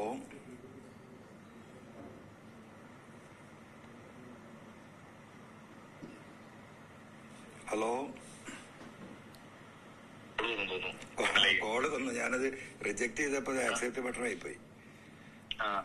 അപ്പം ഞാനത് നെല്ലും പതിരും വേർതിരിച്ച് പിടിക്കാനാണ് പറഞ്ഞേക്കുന്നത്. ഇപ്പൊ മണ്ണാണെങ്കിൽ ലൈഫ് മിഷനിൽ പോകുന്ന ഒരൊറ്റ വണ്ടി പിടിക്കരുത് ഞാൻ പറഞ്ഞിട്ടുണ്ട്. അതായത് ഭ്രാന്താണ്. അത് നിങ്ങൾ മാറ്റാത്തത് എന്റെ കുറ്റമല്ല. അല്ല, അവിടെയാണല്ലോ പ്രശ്നം ഉണ്ടായത്. SP അതായത് അമരമ്പലം പഞ്ചായത്തില് 827 വീടോ എന്തോണ് കഴിഞ്ഞ പ്രാവശ്യത്തെ ബഡ്ജറ്റിൽ നമ്മൾ പണം വെച്ചത്. സ്റ്റേറ്റിൽ ഏറ്റവും കൂടുതൽ വീട് ഉള്ളതിന് സ്റ്റേറ്റിന്റെ അവാർഡ് വാങ്ങിയ പഞ്ചായത്ത് നിലമ്പൂരില്. അവിടെ ആ മുറ്റത്തുനിന്ന് മണ്ണിടാൻ സമ്മതിക്കില്ലെന്ന്. എന്നിട്ട് ഞാൻ തലക്കസുഖം. ഞാൻ അതിന് എന്താ പറയുക, ഒരു പോലീസ് ഒരു SP ഇരുന്നിട്ട് ഇങ്ങനെ ചാടിക്കുമ്പോ അതിന് തലക്കസുഖം എന്നല്ലാതെ ഞാൻ അതിന് മിനിമം പറയാനല്ലേ പറ്റൂ എനിക്ക്. അവിടെ അല്ല, ആ ഒരു ഫൈറ്റിലല്ലേ തുടങ്ങിയത്. ഞാൻ പിന്നെ പാർക്കിലെ കേസ് പറയാൻ കാരണം എന്താ വെച്ചാൽ എനിക്ക് ഒരാളെ കുറിച്ച് നമ്മളൊരു അഭിപ്രായം പറയുമ്പോ എന്റെ അനുഭവം എനിക്ക് പറയാലോ. അതെ 8 മാസമായി. ഒറ്റ കാര്യമുള്ളൂ, എനിക്കറിയത്തില്ല നിങ്ങൾ ADG ലോ ആൻഡ് ഓർഡറുമായിട്ട് എങ്ങനെയാണ് റിലേഷൻഷിപ്പ് എന്നുള്ളത്. അങ്ങനെയാണ് ഇയാൾ സപ്പോർട്ട് ചെയ്യുന്ന ഈ കേരള പോലീസിലെ ഒരു വ്യക്തി രജിത് കുമാർ. പണ്ട് പരിചയമുള്ള ആളായിരിക്കും. അയാൾ എന്തിനാണ് നിങ്ങൾ സപ്പോർട്ട് ചെയ്യുന്നത് എനിക്കറിയില്ല. അല്ല, MRന്റെ കാര്യം SP-ക്ക് അറിയില്ലേ? ഇപ്പൊ ഞാൻ ഇന്നലെ പറഞ്ഞല്ലോ സാജൻ സ്കറിയന്റെ കാര്യം. സർവശക്തനാണല്ലോ. അല്ല, അതായിക്കോട്ടെ. അത് അതിലേറെ വലിയ സർവശക്തൻ മോളിലുണ്ടല്ലോ, നമ്മളൊക്കെ വിശ്വസിക്കുന്നത്. അതിനപ്പുറം ആരുമില്ലല്ലോ. അതായത് ഈ സാജൻ സ്കറിയയുടെ കേസിൽ, മറുനാടൻ മലയാളിയുടെ കേസില് ഇപ്പൊ ഞാൻ അന്ന് സംസാരിച്ചല്ലോ, അതില് എന്താണ് നമ്മുടെ ഇലക്ട്രോണിക്സ് ആക്ടില് 2000 കമ്മ്യൂണിക്കേഷൻ ആക്ടില് ഈ പറയുന്ന 66F അട്രാക്ട് ചെയ്യുമെന്ന് പ്രോസിക്യൂഷൻ ലീഗൽ ഒപ്പീനിയൻ കൊടുത്ത പോലീസ് ചോദിച്ചിട്ട് അത് വന്നു കഴിഞ്ഞാൽ അത് ടെററിസാണ്. 14 കൊല്ലത്തെ ഇംപ്രീസ്മെന്റ് ആണ്, ജാമ്യമില്ല. അത് നിങ്ങൾ ശ്രദ്ധിച്ച് പഠിച്ചിട്ടുണ്ടാവും, എനിക്കറിയാം. അപ്പോ ഈ വിഷയം വന്നപ്പോ ഈ ചങ്ങാതിക്ക് നല്ല വരുമാനം ഉണ്ടല്ലോ. ഞാൻ കേട്ട വിവരാണ്, കേട്ടതല്ല. അത് ആൾമോസ്റ്റ് നമ്മൾ SP-ക്ക് അറിയുന്നുണ്ടാവും. ഈ സാജൻ സ്കറിയയുടെ ആളുകള് ഇദ്ദേഹത്തെ ബന്ധപ്പെട്ടിട്ട് 2 കോടി രൂപയാണ് ഓഫർ ചെയ്തത്. M R Ajith Kumar. നിങ്ങളിത് കേട്ടിട്ടില്ലേ? ഇപ്പൊ അതിലൊരു പ്രശ്നം നടക്കുന്നുണ്ട്. അദ്ദേഹത്തിന് 1.5 കോടി, ആദ്യം 1 കോടി കൊടുത്തു, പിന്നെ 50 ലക്ഷം കൊടുത്തു. ഇപ്പൊ ആ 50 ലക്ഷം 3 മാസം സമയം പറഞ്ഞതായിരുന്നു. അതിപ്പം 6 മാസമായി, 8 മാസമായി, 10 മാസമായി ആ പൈസ കൊടുത്തിട്ടില്ല. ആ ഒരു ഇഷ്യൂസ് നടക്കുന്നുണ്ട്. അത് എസ്പിക്ക് അറിയോ? അതെനിക്കറിയില്ല കേട്ടോ. പക്ഷെ ഇദ്ദേഹം പൊളിറ്റിക്കൽ സെക്രട്ടറി ശശി സാറിന്റെ സ്വന്തം ആളാണല്ലോ. അതൊന്നും ഇപ്പൊ ശശി സാറൊന്നും ഇപ്പൊ ഈ പൈസ വാങ്ങുന്ന അറിയില്ലല്ലോ. ഇങ്ങനെ അതറിയില്ല, അദ്ദേഹത്തിന് അറിയില്ല. പിന്നെ അദ്ദേഹത്തിന്റെ ഈ MR മുഴുവൻ ബന്ധങ്ങളും ബിസിനസ്സുകാരായിട്ടാണ്. Full friends ബിസിനസ്സുകാരാണ്. അതറിയില്ല നിങ്ങൾക്ക്? നിങ്ങളിപ്പോ കുറെ കാലം അദ്ദേഹത്തിന് കീഴിൽ നിന്നല്ലേ? അദ്ദേഹത്തിന് തൃശ്ശൂർ റൂറൽ ഭാര്യ വീട്ടുണ്ട്, അവിടെ കുറെ ബിസിനസ് പരിപാടികളൊക്കെ ഉണ്ടെന്ന് കേട്ടിട്ടുണ്ട്. പലരും തമിഴ്നാട്ടിൽ ബിസിനസ് ഉണ്ട്, അവിടെ ഉണ്ട്, ഇവിടെ ഉണ്ട്, ഇതൊക്കെ ഉണ്ടല്ലോ. ഇപ്പൊ ഈ ഗവൺമെന്റിന് എത്രയും ഇൻട്രസ്റ്റ് ഉണ്ടായ ഈ നാട്ടിൽ ഇത്രയും വർഗീയ വിദ്വേഷം കത്തിപ്പരിച്ച് അവന്റെ അടുത്തുനിന്ന് കാശ് വാങ്ങിയാൽ പിന്നെ എങ്ങനെയാ ഈ കാര്യങ്ങൾ നടക്കുക? അല്ല, ഇപ്പൊ ഇങ്ങനെ ഒരു ന്യൂസേ നിങ്ങൾ കേട്ടിട്ടില്ല? അല്ല, ഇയാൾ ഈ കാശ് മേടിച്ച കാര്യം ഞാൻ ശ്രദ്ധിച്ചിട്ടില്ല കേട്ടോ. ഞാൻ അവിടെ നിന്ന് പോയ മാനസികാവസ്ഥയിൽ ഞാൻ ഇതൊന്നും ഫോളോ അപ്പ് ചെയ്യാനായിട്ടുള്ള ഒരു സെറ്റപ്പിലല്ലായിരുന്നല്ലോ. അതുകൊണ്ട് ഞാൻ ആ ATSൽ ഞാൻ അങ്ങ് ഒതുങ്ങി കൂടി. നിങ്ങളൊന്ന് വിളിച്ചന്വേഷിച്ച് നോക്കും. നിങ്ങൾ ആളുകളുണ്ടല്ലോ ഇഷ്ടംപോലെ. മനസ്സിലാവും. ഞാൻ ഈ കഴിഞ്ഞ 8-9 മാസത്തില് ആന്റി ടെററിസ്റ്റ് സ്കൂളിൽ ബേസിക് കാര്യങ്ങൾ ചെയ്തിരിക്കുക എന്നല്ലാതെ, കുറച്ച് മാവോയിസ്റ്റുകളെ പിടിച്ചു എന്നല്ലാതെ ഞാൻ ഈ യുവമാർ എന്തെങ്കിലും കാണിക്കുകയോ സംസാരിക്കുകയോ ഒരു ഇതിനും പോയിട്ടില്ല. ഇതിപ്പം യുവമാരായിട്ട് സജസ്റ്റ് ചെയ്തിട്ടല്ല എന്നോട്. MR അജിത് കുമാർ അല്ലേ ഇപ്പം ഈ ശശിനെ സപ്പോർട്ട് ചെയ്യുന്നത്? അതിലിപ്പം അതെ, ഒറ്റ ഒരാളേ ഉള്ളൂ, MR Ajith Kumar. That's the only person. അപ്പം പുള്ളിയുടെ ഇൻട്രസ്റ്റ് എന്താ? ഈ പറഞ്ഞതുപോലെ തന്നെയാണ് കാര്യങ്ങള്. പുള്ളിയുടെ ഫ്രണ്ട്സ് ഒക്കെ ഈ ബിസിനസ് സർക്കിളിൽ പെട്ട ആളുകളാണ്. ഇയാള് പണ്ട് പാലക്കാട് SP ആയിരുന്ന സമയത്ത് ഇയാൾ SI ആയിരുന്നു. ഇയാള് ബാക്കിയുള്ളവരുടെ നീതി ന്യായം പറഞ്ഞാൽ MR അജികുമാർ ഒരു സ്ഥാനം പിടിച്ചു പറഞ്ഞാൽ എന്തും ചെയ്യും. അത് തല്ലാൻ പറഞ്ഞാൽ തല്ലും, കൊല്ലാൻ പറഞ്ഞാൽ കൊല്ലും. അടിമക്കണ്ണാണ്. അതുകൊണ്ടാണ് അവിടെ ഇരുത്തിരിക്കണേ. ഒറ്റ കേറഫിലായിരിക്കുന്നത്. ഒറ്റ കേറഫിൽ. കാരണം ഇയാൾ പണ്ട് തൃശ്ശൂരായി റേഞ്ച് AG ആയിരുന്നു 3-4 വർഷം. അന്ന് അപ്പം ആ ബന്ധങ്ങൾ മലപ്പുറത്തുണ്ട്. അപ്പൊ മലപ്പുറത്തിന്റെ എല്ലാ കൊട്ടേഷൻസും ശശി ഇരിക്കുന്നതുകൊണ്ട് ശശി ഒന്നും മൈൻഡ് ആകത്തില്ല. ശശി നീതി ന്യായവും മറ്റതൊക്കെ പറഞ്ഞാൽ MR ഒരു സാധനം പിടിച്ചാൽ പിന്നെ ആ ഏരിയയിലോട്ട് പോകത്തില്ല. അപ്പൊ മലപ്പുറത്തെ എല്ലാ കൊട്ടേഷനും നടന്നു നോക്കുള്ളൂ. നീതിയാണ് ശശിന്റെ നീതി, അല്ലാതെ വേറെ നീതിയൊന്നുമില്ല. അപ്പൊ SP അറിയാലോ MR അജിത് കുമാർ എങ്ങനെയാന്നുള്ളത് ഇപ്പൊ ഞാൻ നിങ്ങളോട് പറയണ്ടല്ലോ. അതെ, നിങ്ങളെ അനുഭവങ്ങൾ നിങ്ങൾക്കറിയാലോ അദ്ദേഹത്തിന്റെ ലൈൻ ഓഫ് ഓപ്പറേഷൻ എന്താന്നുള്ളത്. ഭയങ്കര ക്രൂരനായ മനുഷ്യനാണ് കേട്ടോ. എനിക്ക് പേര് വിജയൻ സാർ നശിപ്പിച്ചു വെച്ചത് അയാൾ ഇട്ടത്തിന്. അതുകൊണ്ട് നമുക്ക് അയാളെ പേര് കേൾക്കുമ്പോൾ വിജയൻ സാറാണ് മുഖ്യമന്ത്രി അല്ലേ ഉദ്ദേശിച്ചത്? ഒരു തർക്കമില്ല നിങ്ങളെ പറഞ്ഞത്. അദ്ദേഹത്തെ മാത്രമല്ല, പി വിജയനെ സസ്പെൻഡ് ചെയ്തിട്ട് നശിപ്പിച്ചു വെച്ചേക്കണം മുഴുവൻ ഇയാളൊറ്റൊരുത്തനാ. ഇപ്പൊ ഈ ഗവൺമെന്റിന് എത്രയും വലിയ തലവേദന മുഴുവൻ ഉണ്ടായത് ഈ പോലീസിലെ മുഴുവൻ കാരണക്കാരൻ ഈ അജിത് കുമാർ എന്നില്ലേ? അദ്ദേഹം മര്യാദക്ക് കൊണ്ടുനടന്നിരുന്നെങ്കിൽ അത് നിങ്ങൾക്കും പോലെയല്ലോ, നിങ്ങൾക്ക് തന്നെ അറിയാലോ. ഇവിടെ ഒരുവിധം IPSകാർക്കൊക്കെ അത് അറിയാലോ, ഉണ്ടായിരിക്കല്ലേ? എന്താ ചെയ്യാ? അല്ലാതെ നിങ്ങള് അതായി പറയുന്നത്. അപ്പം ഈ വിഷയത്തിൽ പോലും ഇപ്പൊ ഈ ഗവൺമെന്റ് നേരിടുന്ന ഏറ്റവും വലിയ പ്രശ്നം മുഖ്യമന്ത്രിയെ കുറിച്ച്, മുഖ്യമന്ത്രി കുടുംബത്തെ കുറിച്ച്, പാർട്ടി സെക്രട്ടറിയെ കുറിച്ച്, കൊടിയേരി ഉണ്ടായിരുന്ന അദ്ദേഹത്തെ കുറിച്ച് അകലமான ആളുകളെയും കുടുംബം നാറ്റിക്കുന്ന വാർത്തകൾ നിരന്തരമായി കൊടുക്കുന്നു, വർഗീയ വാർത്തകൾ കൊടുക്കുന്നു. അവന്റെ കയ്യിൽ നിന്ന് ഇയാൾ കാശ് വാങ്ങിയാൽ പിന്നെ എന്താണ് ഇതിന്റെ സ്ഥിതി? SP നിങ്ങളൊന്ന് പറയും. അല്ല, നിങ്ങൾ തന്നെ പറയാം. നിങ്ങൾ അജിത്തിന്റെ ആ ഒരു സ്വഭാവം അറിയുന്ന ആളുകൾ കൂടെ വർക്ക് ചെയ്യുന്നവര് അത് മനസ്സിലാക്കി കഴിഞ്ഞാൽ അവരുടെ മാനസികാവസ്ഥ എന്താ? അപ്പൊ അവിടെയാണ് ഇതിന്റെ വിഷയങ്ങള്. MLA എന്റെ കാര്യത്തിൽ ഒരു ഇതാക്കാം. നാളെ എനിക്കൊന്ന് പരിഹാരമാക്കി തന്നെ തിങ്കളാഴ്ച മനസ്സമാനമായിട്ട് ജോലി ചെയ്തിട്ടെ ഒരു മെയിൽ അയക്കി പ്ലീസ്. നാളത്തെ ഒരു ദിവസം കൂടി തരും SP. ഞാൻ എന്താ വെച്ചാല് ഞാൻ വിളിച്ചോളാം. MLA രാവിലെ തൊട്ട് വൈകുന്നേരം വരെ ഞാൻ വിളിച്ചോണ്ടിരിക്കേണ്ടി എപ്പോഴെങ്കിലും പറയാം. ഞാൻ ആ സമയത്ത് തിരിച്ചു വിളിക്കാം. അല്ല, ഞാൻ എപ്പ എന്നെ നിങ്ങൾ വിളിക്കണോ? ഇപ്പൊ എന്താ രാത്രി 9:30 ശേഷം ഞാൻ 9:30 10 o'clock ആകുമ്പോഴേക്കും ഞാൻ വീട്ടിലെത്തുള്ളൂ. വഴി നിന്നും നമുക്ക് സംസാരിക്കാൻ പറ്റുന്ന പ്രശ്നമല്ല. വണ്ടിയിൽ ആളുകൾ ഉണ്ടാവും ഒക്കെ. ഇപ്പൊ ഈ ഒരു ഇഷ്യൂ ഇത് നിൽക്കുന്നതുകൊണ്ട് നമുക്ക് അങ്ങനെ സംസാരിക്കാൻ വയ്യല്ലോ, ഫ്രീ ആയിട്ട് സംസാരിക്കാൻ കഴിയില്ല. നാളെ കൊണ്ട് എനിക്ക് വേണ്ടി ഒന്ന് ചെയ്ത പ്ലീസ്. അല്ല, ഞാൻ ചോദിക്കട്ടെ, നാളെ അനുകൂലമായിട്ട് ഇപ്പൊ ഞാൻ ഈ പറയുന്ന നമ്മുടെ ലീഡർഷിപ്പിന് അനുകൂലമായ തീരുമാനം ഉണ്ടാകുകയാണെങ്കിൽ എനിക്കൊരു വിഷയമില്ല. നമ്പർ 1. നമ്പർ 2, ഞാൻ ഒറ്റ കാര്യം കൂടി SP ചോദിച്ചോട്ടെ. ഇങ്ങനെ ഒരു എൻക്വയറിക്ക് പോയി കഴിഞ്ഞാൽ SPക്ക് ഇതിൽ എന്തെങ്കിലും വിഷയം വരുമോ? അല്ല, എൻക്വയറി ഓൾറെഡി നടക്കുന്നുണ്ട്, അതൊന്നും ആകത്തില്ല. എന്റെ പ്രശ്നം ഞാൻ പറഞ്ഞില്ലേ, MLA ഇതൊരു പരാതി കൊടുത്തു കഴിയുമ്പോൾ അത് പുറത്തു വന്നു കഴിയുമ്പോൾ ഞാൻ ഓൾറെഡി ഒരു കസ്റ്റോഡിയൽ ഇഷ്യൂസ് തുടങ്ങി ഇങ്ങോട്ടേക്കുള്ള അറ്റാക്കുകൾ മുഴുവൻ നേടുമ്പോൾ എനിക്ക് അത് ഫേസ് ചെയ്യാനായിട്ടുള്ള, അത് MLA കൊടുത്ത ഒരു പരാതി എന്ന് പറയുമ്പോൾ അത് ഫേസ് ചെയ്യാനായിട്ടുള്ള മാനസികാവസ്ഥ ഇല്ല. എന്റെ മാനസികാവസ്ഥ ഒന്ന് മനസ്സിലാക്കിയാൽ മതി. അതൊക്കെ ഞാൻ സമ്മതിച്ചു. ഞാനിപ്പോ ചോദിച്ചു, ഞാൻ കൊടുത്ത പരാതി നിങ്ങൾക്ക് മെയിലിൽ നമ്മൾ ഡിലീറ്റ് ചെയ്യാൻ സംവിധാനം ഉണ്ടോന്ന് ചോദിച്ചു. അതില്ല, പറ്റില്ല. അതെ, അറിയാലോ, അത് മനസ്സിലായി. അപ്പൊ പിന്നെ ഈ ഇതിൽ നിന്ന് നമുക്ക് ഇതിന് തടിയൂരണ്ടേ? MLA അതൊന്നും എനിക്ക് വേണ്ടി ഒന്ന് ചെയ്തുകൂടെ? ഈ പരാതിയുമായിട്ട് തുടരാൻ താല്പര്യമില്ല എന്ന് പറഞ്ഞിട്ട്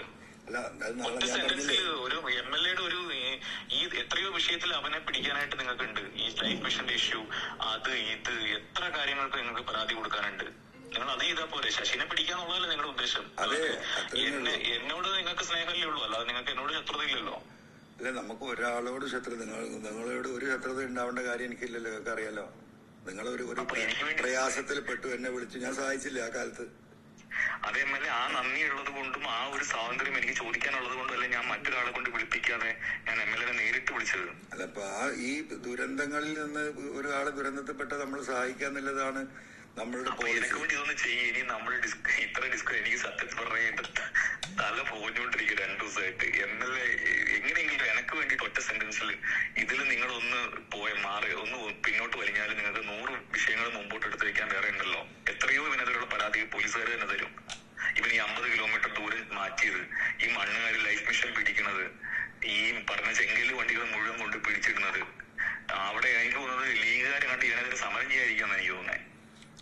അവിടെ കാണിക്കണേ എല്ലാവരും MLAയുടെ ഒപ്പം അല്ല, സമരം നമ്മൾ തന്നെ ചെയ്തല്ലോ. ഈ ലൈഫ് മിഷന്റെ കാര്യത്തില് panchayat president, vice president, full മെമ്പർമാര്, LDF, UDF ഒരു വ്യത്യാസമില്ല, എല്ലാരും കൂടെ പോയിട്ട് ഇയാളെ പോയി കണ്ടു. ദയവായി ഉപദ്രവിക്കരുത്. ആ വീട് കെട്ടിയ തറയിലേക്ക് മണ്ണിടാനാണ്. ഒരു 400 സ്ക്വയർ ഫീറ്റ് വീട്ടിലേക്ക് SP എത്ര മണ്ണാ വേണ്ടത്? SPക്ക് അറിയാലോ. ഈ പറയുന്ന ഒരു 150 അടി മണ്ണ് അല്ലെങ്കിൽ 200 അടി മണ്ണ് ഒരു ചെറിയ പിക്കപ്പിന്റെ ലോഡ് മണ്ണാണ്. അത് അപ്പുറത്തെ പറമ്പെന്ന് ആളുകൾ സമ്മതം കൊടുക്കുകയാണ്, നിങ്ങൾ ഇവിടുന്ന് ശേഷം മണ്ണെടുത്തോ, കയറി ഈ സാധുവിന് വീടുണ്ടാവട്ടെ വെച്ച്. അതിനിങ്ങനെ സമ്മതിക്കൂല എന്ന് പറഞ്ഞാൽ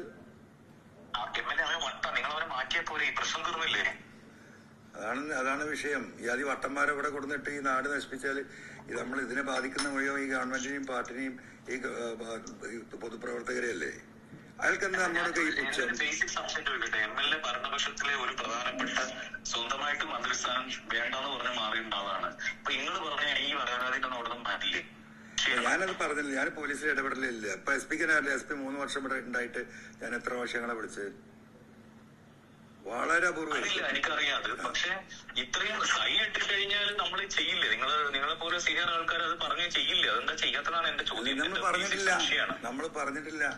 ഇവനിങ്ങനെ ഏറ്റവും വലിയ നീതിമാനായ ഉദ്യോഗസ്ഥനായി ഇതുപോലെയുള്ള കാര്യമില്ലല്ലോ.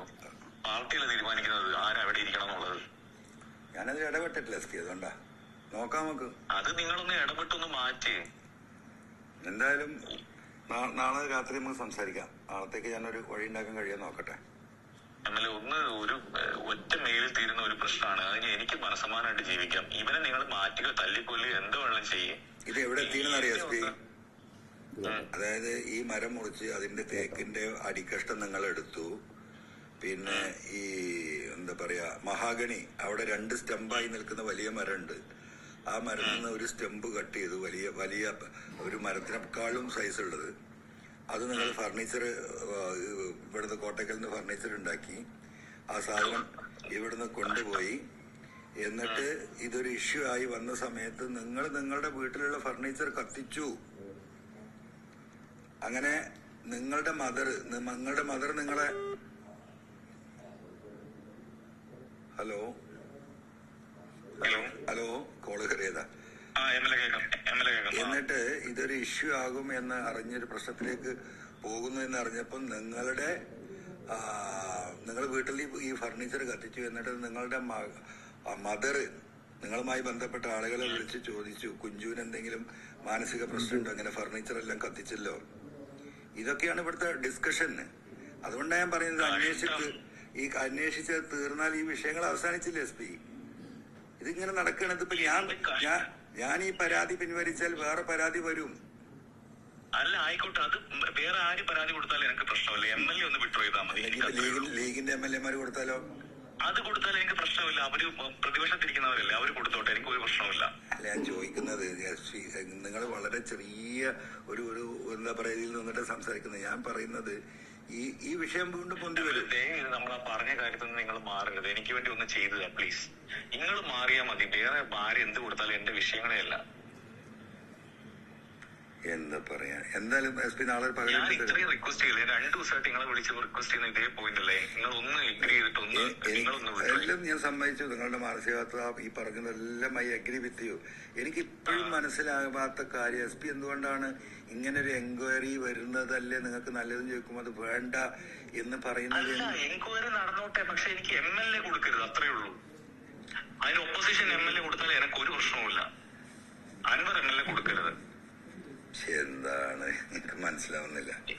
എന്താണ് നിങ്ങൾ ഞാൻ ഇത്രയൊക്കെ ആയാലും ഞാനൊരു ചോദ്യം കൂടി ചോദിച്ചു. നമ്മൾ പേഴ്സണൽ ക്വസ്റ്റ്യൻ, നമുക്ക് ഇതിൽ ഇവരെ എൻക്വയറി നടന്നാൽ ആ എൻക്വയറി നമുക്ക് ഈ നിങ്ങൾ ഈ ഫയല് ശരിയാക്കിയതിൽ എന്തെങ്കിലും പാളിച്ച നിങ്ങളുടെ അടുത്ത് വന്നു പോയിട്ടുണ്ടോ? ഒന്നുമില്ല. പിന്നെ എന്താണ് എന്റെ SP നിങ്ങൾ ഭയപ്പെടുന്നത്? എനിക്ക് MLA കൊടുക്കുമ്പോ ഉണ്ടാകുന്ന പ്രശ്നം, അതിനൊരു വലിയൊരു ഹൈപ്പ് പോവും. അതിൽ എനിക്ക് വരുന്ന ഈ ഇമേജിൽ ഉണ്ടാകുന്ന ഡാമേജ്, ഓൾറെഡി ഞാൻ തകർന്നിരിക്കുന്ന മനുഷ്യനാണ്. അതുകൊണ്ട് എനിക്ക് അത് ഒരു ഒപ്പോസിഷൻ MLA കൊടുത്താൽ എനിക്ക് മനസ്സിലാവും. പക്ഷെ പരമർശത്തിരിക്കുന്ന ഇത്രയും ശക്തനായ ഒരു MLA കൊടുക്കുമ്പോൾ എനിക്കുണ്ടാകുന്ന മാനസിക ബുദ്ധിമുട്ടുകൾ, അതാണ് എന്റെ പ്രശ്നം. എന്താ ചെയ്യാ? എനിക്ക് വേണ്ടി നിങ്ങളൊന്നും ചെയ്യേ. നിങ്ങൾ എന്നിട്ട് വേറെ ആരെങ്കിലും പരാതി കൊടുക്കുകയാണെങ്കിൽ കൊടുക്കട്ടെ, എനിക്ക് ഒരു പ്രശ്നവുമില്ല. ഓൾറെഡി ശ്രീത്ത് കൊടുത്തിട്ടുണ്ടല്ലോ. അല്ല, അതൊന്നും അവിടെ എത്തൂലേ, അതുകൊണ്ടല്ലേ. എന്ത് കഷ്ടാണ്. കാരണം നിങ്ങൾ പ്രബലരായിട്ടുള്ള വേറെ ആരെങ്കിലും കൊടുത്തോട്ടെ, അതൊന്നും ഒരു പ്രശ്നവുമില്ല. എന്തായാലും എനിക്ക് വേണ്ടി ഒന്ന് ചെയ്യേ. ഓക്കെ, നാളത്തെ ഒരു ദിവസങ്ങൾ എനിക്ക് തരൂ പ്ലീസ്. നീട്ടിക്കൊണ്ട് പോകരുത് പ്ലീസ്. ഞാനിപ്പോ 2 ദിവസമായിട്ട് നിങ്ങളെ വിളിച്ചോണ്ടിരിക്കുക. എനിക്കറിയാം നിങ്ങൾ വിചാരിച്ച തീരുന്ന കാര്യങ്ങളേ ഉള്ളൂന്ന്. എന്തായാലും നാളെ ഈ സമയത്ത് നമുക്ക് 10 o'clock നമുക്ക് സംസാരിക്കാം. അപ്പോഴേക്ക് ഒരു വിവരം തരാം. എന്തായാലും ഞാൻ ഇത്രയും പറഞ്ഞിട്ട് നിങ്ങള് ഒരിക്കലും ഇല്ല, അങ്ങനെയൊന്നും വിചാരിക്കണ്ട. നമ്മളിപ്പോ ഇത്രയും എന്താ പറയാ ഡീറ്റെയിൽഡ് ആയിട്ട് ഡിസ്കസ് ചെയ്തില്ലേ. അപ്പൊ നാളെ MLA എനിക്ക് വേണ്ടി ചെയ്തു തരുന്ന ഞാൻ വിശ്വസിക്കണോ? ഞാൻ വിളിക്കും നാളെ 10 മണിക്ക് ഞാൻ വിളിക്കും. ഹലോ, 10 മണിക്ക് ഞാൻ വിളിക്കും നാളെ രാത്രി. അല്ല, MLA മെയിൽ ചെയ്യുന്ന ഞാൻ വിശ്വസിക്കണോ? ഒരു പോസിറ്റീവായിട്ട് മറുപടി നമുക്ക് തരും. Don't worry. ഓക്കെ, ഇനി മറ്റ് വിഷയങ്ങളിലേക്ക് വീണ്ടും ചർച്ച ചെയ്യരുത്. നമുക്ക് ഒറ്റ പോയിന്റിലേക്ക് നിർത്താം. MLA ഒരു മെയിൽ അയച്ച് അതൊന്ന് ക്ലോസ് ചെയ്യണം. ഓക്കെ. അത് കഴിഞ്ഞിട്ട് ഈ ലോകത്തുള്ള ഏത് മനുഷ്യൻ കൊടുത്താലും എനിക്ക് പ്രശ്നമില്ല. ആയിക്കോട്ടെ. അത് ഓക്കെ, ശരി. Thank you. ഓക്കെ. എന്താണ് ചെയ്യാ? ഈ കേസിൽ SP പറയുന്നത് അന്വേഷണം ഒരു അഡീഷണൽ SPനെ ഏൽപ്പിച്ചിട്ടുണ്ടോ? DIG അറിയിച്ചു. DIGയുടെ പറഞ്ഞ പ്രകാരം ഒരു അഡീഷണൽ SP അന്വേഷിച്ച് ചെയ്തിട്ടുണ്ടോ? എന്താണ് സന്ധ്യ? അത് ഈ SP നോട് ചോദിച്ചാൽ പറയാം. ഞാനല്ലേ ഇത്രയും പറയണ്ടേ? എനിക്കറിയില്ല സത്യത്തിൽ, അതുകൊണ്ട് പറയാമല്ല. വേറെ ആംഗിളിലെല്ലാം പറഞ്ഞു. I don't have any information about that. അയാളുടെ അവിടെ പോയി ചോദിക്കുകയാണ്. ആരോപണ വിധേയൻ SP-യും പിന്നെ താങ്കൾ പറയുന്നതനുസരിച്ച് ADGP-യുമാണ്. അത് ഒരു അഡീഷണൽ SP-ക്ക് ഒരു മേലുദ്യോഗസ്ഥനെ അന്വേഷിക്കുമോ? I don't know. ചായ പറയണത് മുഖ്യമന്ത്രി നേരിട്ട് കണ്ടു. സ്റ്റേറ്റ്മെന്റ് മുഖ്യമന്ത്രി കൈമാറുന്നു പറഞ്ഞ വിഷയങ്ങളൊക്കെ പറഞ്ഞു. മുഖ്യമന്ത്രി നേരിട്ട് കണ്ടിട്ടാണ് കൈമാറാൻ ഉദ്ദേശിക്കുന്നത്. അല്ല, അത് കുറച്ചുകൂടി സമയമെടുക്കും. ഇതെന്ന് തീരുന്നറിയില്ല. Minimum 1 week. കാരണം ഇൻഫർമേഷൻ വന്നുകൊണ്ടേ ഇരിക്കുന്നു.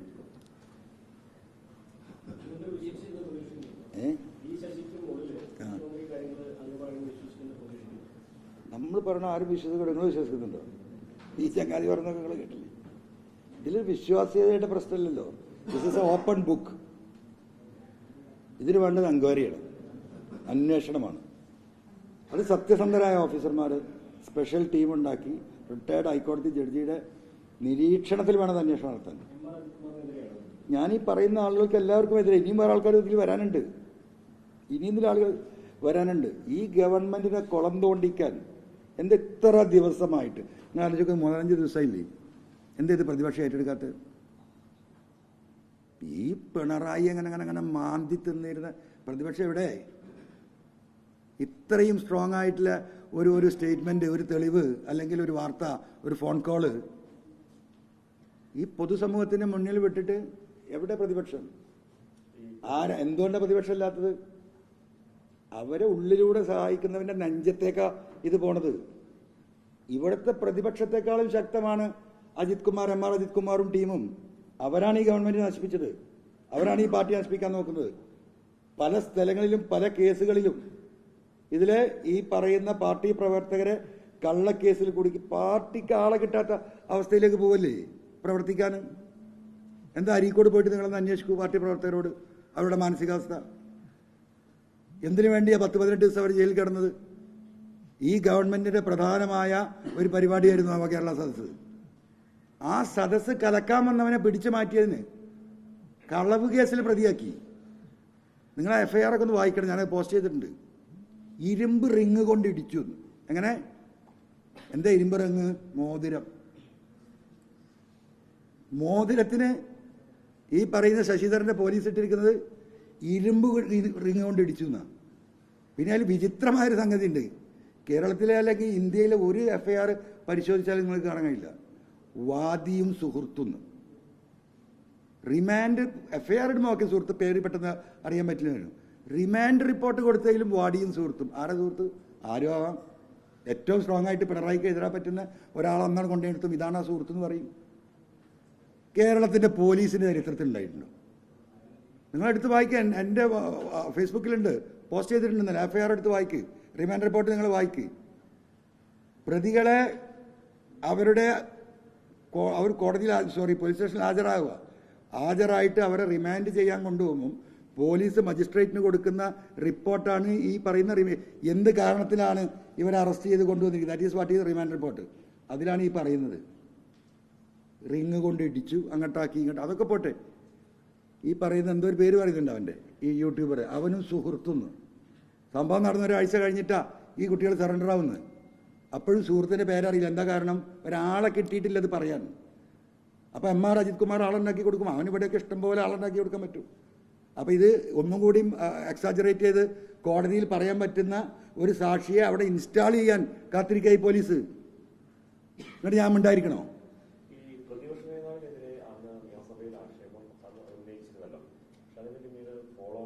അത് ഞാൻ ഇവിടെ പറഞ്ഞു. അപ്പോൾ ആവശ്യം ഉണ്ടാവില്ല. അത് ഞാനിവിടെ പറഞ്ഞു. ഞാൻ നടത്തിയ നിയമസഭയിലെ പ്രസംഗം, ആ പ്രസംഗത്തിനെ ബേസ് ചെയ്തുകൊണ്ടാണ് ആഫീസ് എന്ന് പറയുന്ന തിരുവനന്തപുരത്തെ, അത് വിവരാവകാശ പ്രകാരം നിയമസഭയിൽ നിന്ന് അദ്ദേഹം വാങ്ങി, അദ്ദേഹം തിരുവനന്തപുരം വിജിലൻസ് കോടതിയിൽ ഈ പ്രസംഗം വെച്ചുകൊണ്ട് ഇങ്ങനെ ഒരു സ്റ്റേറ്റ്മെന്റ്, ഇങ്ങനെ ഒരു അഴിമതിക്കാര, ഇത് അന്വേഷിക്കണം എന്നാണ് കോടതി കൊടുക്കുക. വിജിലൻസ് കോടതി അത് പോലീസിന് കൈമാറി, ക്രൈംബ്രാഞ്ചിന് കൈമാറി, റിപ്പോർട്ട് ചോദിച്ചു. അപ്പം എഴുതി കൊടുത്തു, ഇതിലൊരു തെളിവില്ല. ആ വിഷയം കേരളത്തിന്റെ നിയമസഭയിൽ ഉന്നയിച്ച PV അൻവറിനെ ഒന്ന് വിളിച്ച് ചോദിച്ചിട്ടില്ല. അതാരെ സഹായിക്കാനാണ്? ഞാൻ അതോടുകൂടി നിർത്തിയത്. മനസ്സിലായില്ലേ? പരാതി കൊടുക്കലും ഇപ്പം നിങ്ങളിങ്ങനെ ചോദിക്കുന്നില്ല, പരാതി കൊടുത്തോ എഴുതി. ഞാൻ കൊടുക്കുന്നില്ല, ഞാൻ ഒറ്റ പരാതിയെ കൊടുക്കുള്ളൂ. അത് ബഹുമാനപ്പെട്ട CM-ന് ഈ ഓപ്പറേഷൻ കഴിഞ്ഞ് ഞാൻ കൊടുക്കും. അല്ലാതെ ഒരു പരാതിയില്ല. എന്നെ വഷളാക്കിയില്ലേ M.R. അജിത് കുമാർ ഈ കേരള സമൂഹത്തിന് മുമ്പിൽ? ഞാൻ അങ്ങാടിപ്പാട്ടല്ല പാടിയത്, കേരളത്തിലെ നിയമസഭയിലാണ് പ്രസംഗിച്ചത്. എൻ്റെ അടുത്ത് ഇപ്പോഴും തെളിവുണ്ട്. ഞാനിപ്പോൾ അങ്ങോട്ട് തിരിയാനല്ല, ഇപ്പം ഈ യുദ്ധം ഇവിടെയാണ്. അതുകൊണ്ട് ഞാൻ ഇപ്പം ഡൈവേർട്ട് ചെയ്യുന്നില്ല. ഞാൻ അതില്ല എന്ന് പറഞ്ഞു തരുമ്പോൾ നമുക്ക് അപ്പം നോക്കാം. അങ്ങനെ ഈ സമൂഹത്തിന് മുമ്പിൽ ഈ പറയുന്ന സാജൻ സ്കറിയയുടെ പിന്നാലെ എത്ര മാസം ഞാൻ കൂടി നിങ്ങൾക്കറിയാലോ. നിങ്ങളിത് എത്ര ആൾക്ക് അനുഭവമുണ്ട്? എത്ര കുടുംബങ്ങൾ ഇവിടെ നശിച്ചു? പോലീസ് ഓഫീസർമാർ എത്ര പേര് ആത്മഹത്യ ചെയ്തു? രാജ്യദ്രോഹ കുറ്റം ചെയ്തു. അവനെതിരെ കൂടി അവിടെ തന്നെ വഷളാക്കി. നിയമസഭയിൽ ഞാൻ ഉന്നയിച്ച വളരെ സീരിയസ് ആയിട്ടുള്ളൊരു വിഷയം, KRL പദ്ധതിയെ അട്ടിമറിക്കാൻ അന്തർ സംസ്ഥാനങ്ങളിൽ നിന്ന് ഇത്രയും പണം ഇന്ന വഴിക്ക് വന്നിട്ടുണ്ട്, അത് വിജിലൻസിൽ പോയി. ആ വിഷയം നിയമസഭയിൽ ഉന്നയിച്ച ഒരു MLA PV അൻവർ വിട് ഒന്ന് വിളിച്ചന്വേഷിച്ചിട്ട് ഒരു സ്റ്റേറ്റ്മെന്റ് എടുക്കാൻ പറ്റിയോ? എന്തടിസ്ഥാനത്തിലാണ് ഈ ചങ്ങാതി ആ വിജിലൻസ് കോടതിയിൽ ഇങ്ങനെ റിപ്പോർട്ട് കൊടുക്കാൻ പറഞ്ഞത്? അപ്പോൾ പ്രതിപക്ഷം ഉണ്ടൂല. ഈ കേരളം മുഴുവൻ ചർച്ച ചെയ്യുക. എവിടെ പ്രതിപക്ഷം? ഉണ്ടാവില്ല. ഇനി ആകെ കുരുങ്ങി ഇവരൊക്കെ ചാവാൻ പോകുമെന്ന് മനസ്സിലാകുന്നു. ഒക്കെ ജയിലിലേക്കാണ് പോകുന്നത്. പലരും തൂക്കിലേറ്റപ്പെടും, പലരും 10-20 കൊല്ലം കിടക്കേണ്ടി വരും. ഒരു തർക്കമില്ല, അങ്ങോട്ടേക്കാണ് ഇത് പോണത്. അതുകൊണ്ടാണ് ഞാൻ പറയുന്നത് എന്നെ അവർ കൊല്ലുമെന്ന് പറയുന്നത്. ഞാൻ കൊല്ലപ്പെട്ടേക്കാൻ എനിക്കറിയാം, പക്ഷെ ആ തെളിവുകളൊക്കെ ബാക്കിയായിട്ട് തന്നെ ഞാൻ മരിക്കുള്ളൂ. അതിൻ്റെ സംവിധാനം ഒരുക്കിക്കൊണ്ടിരിക്കുക, അതിനൊരു തർക്കമില്ല. അപ്പോൾ അതാണ് ഇതിലെ വിഷയം.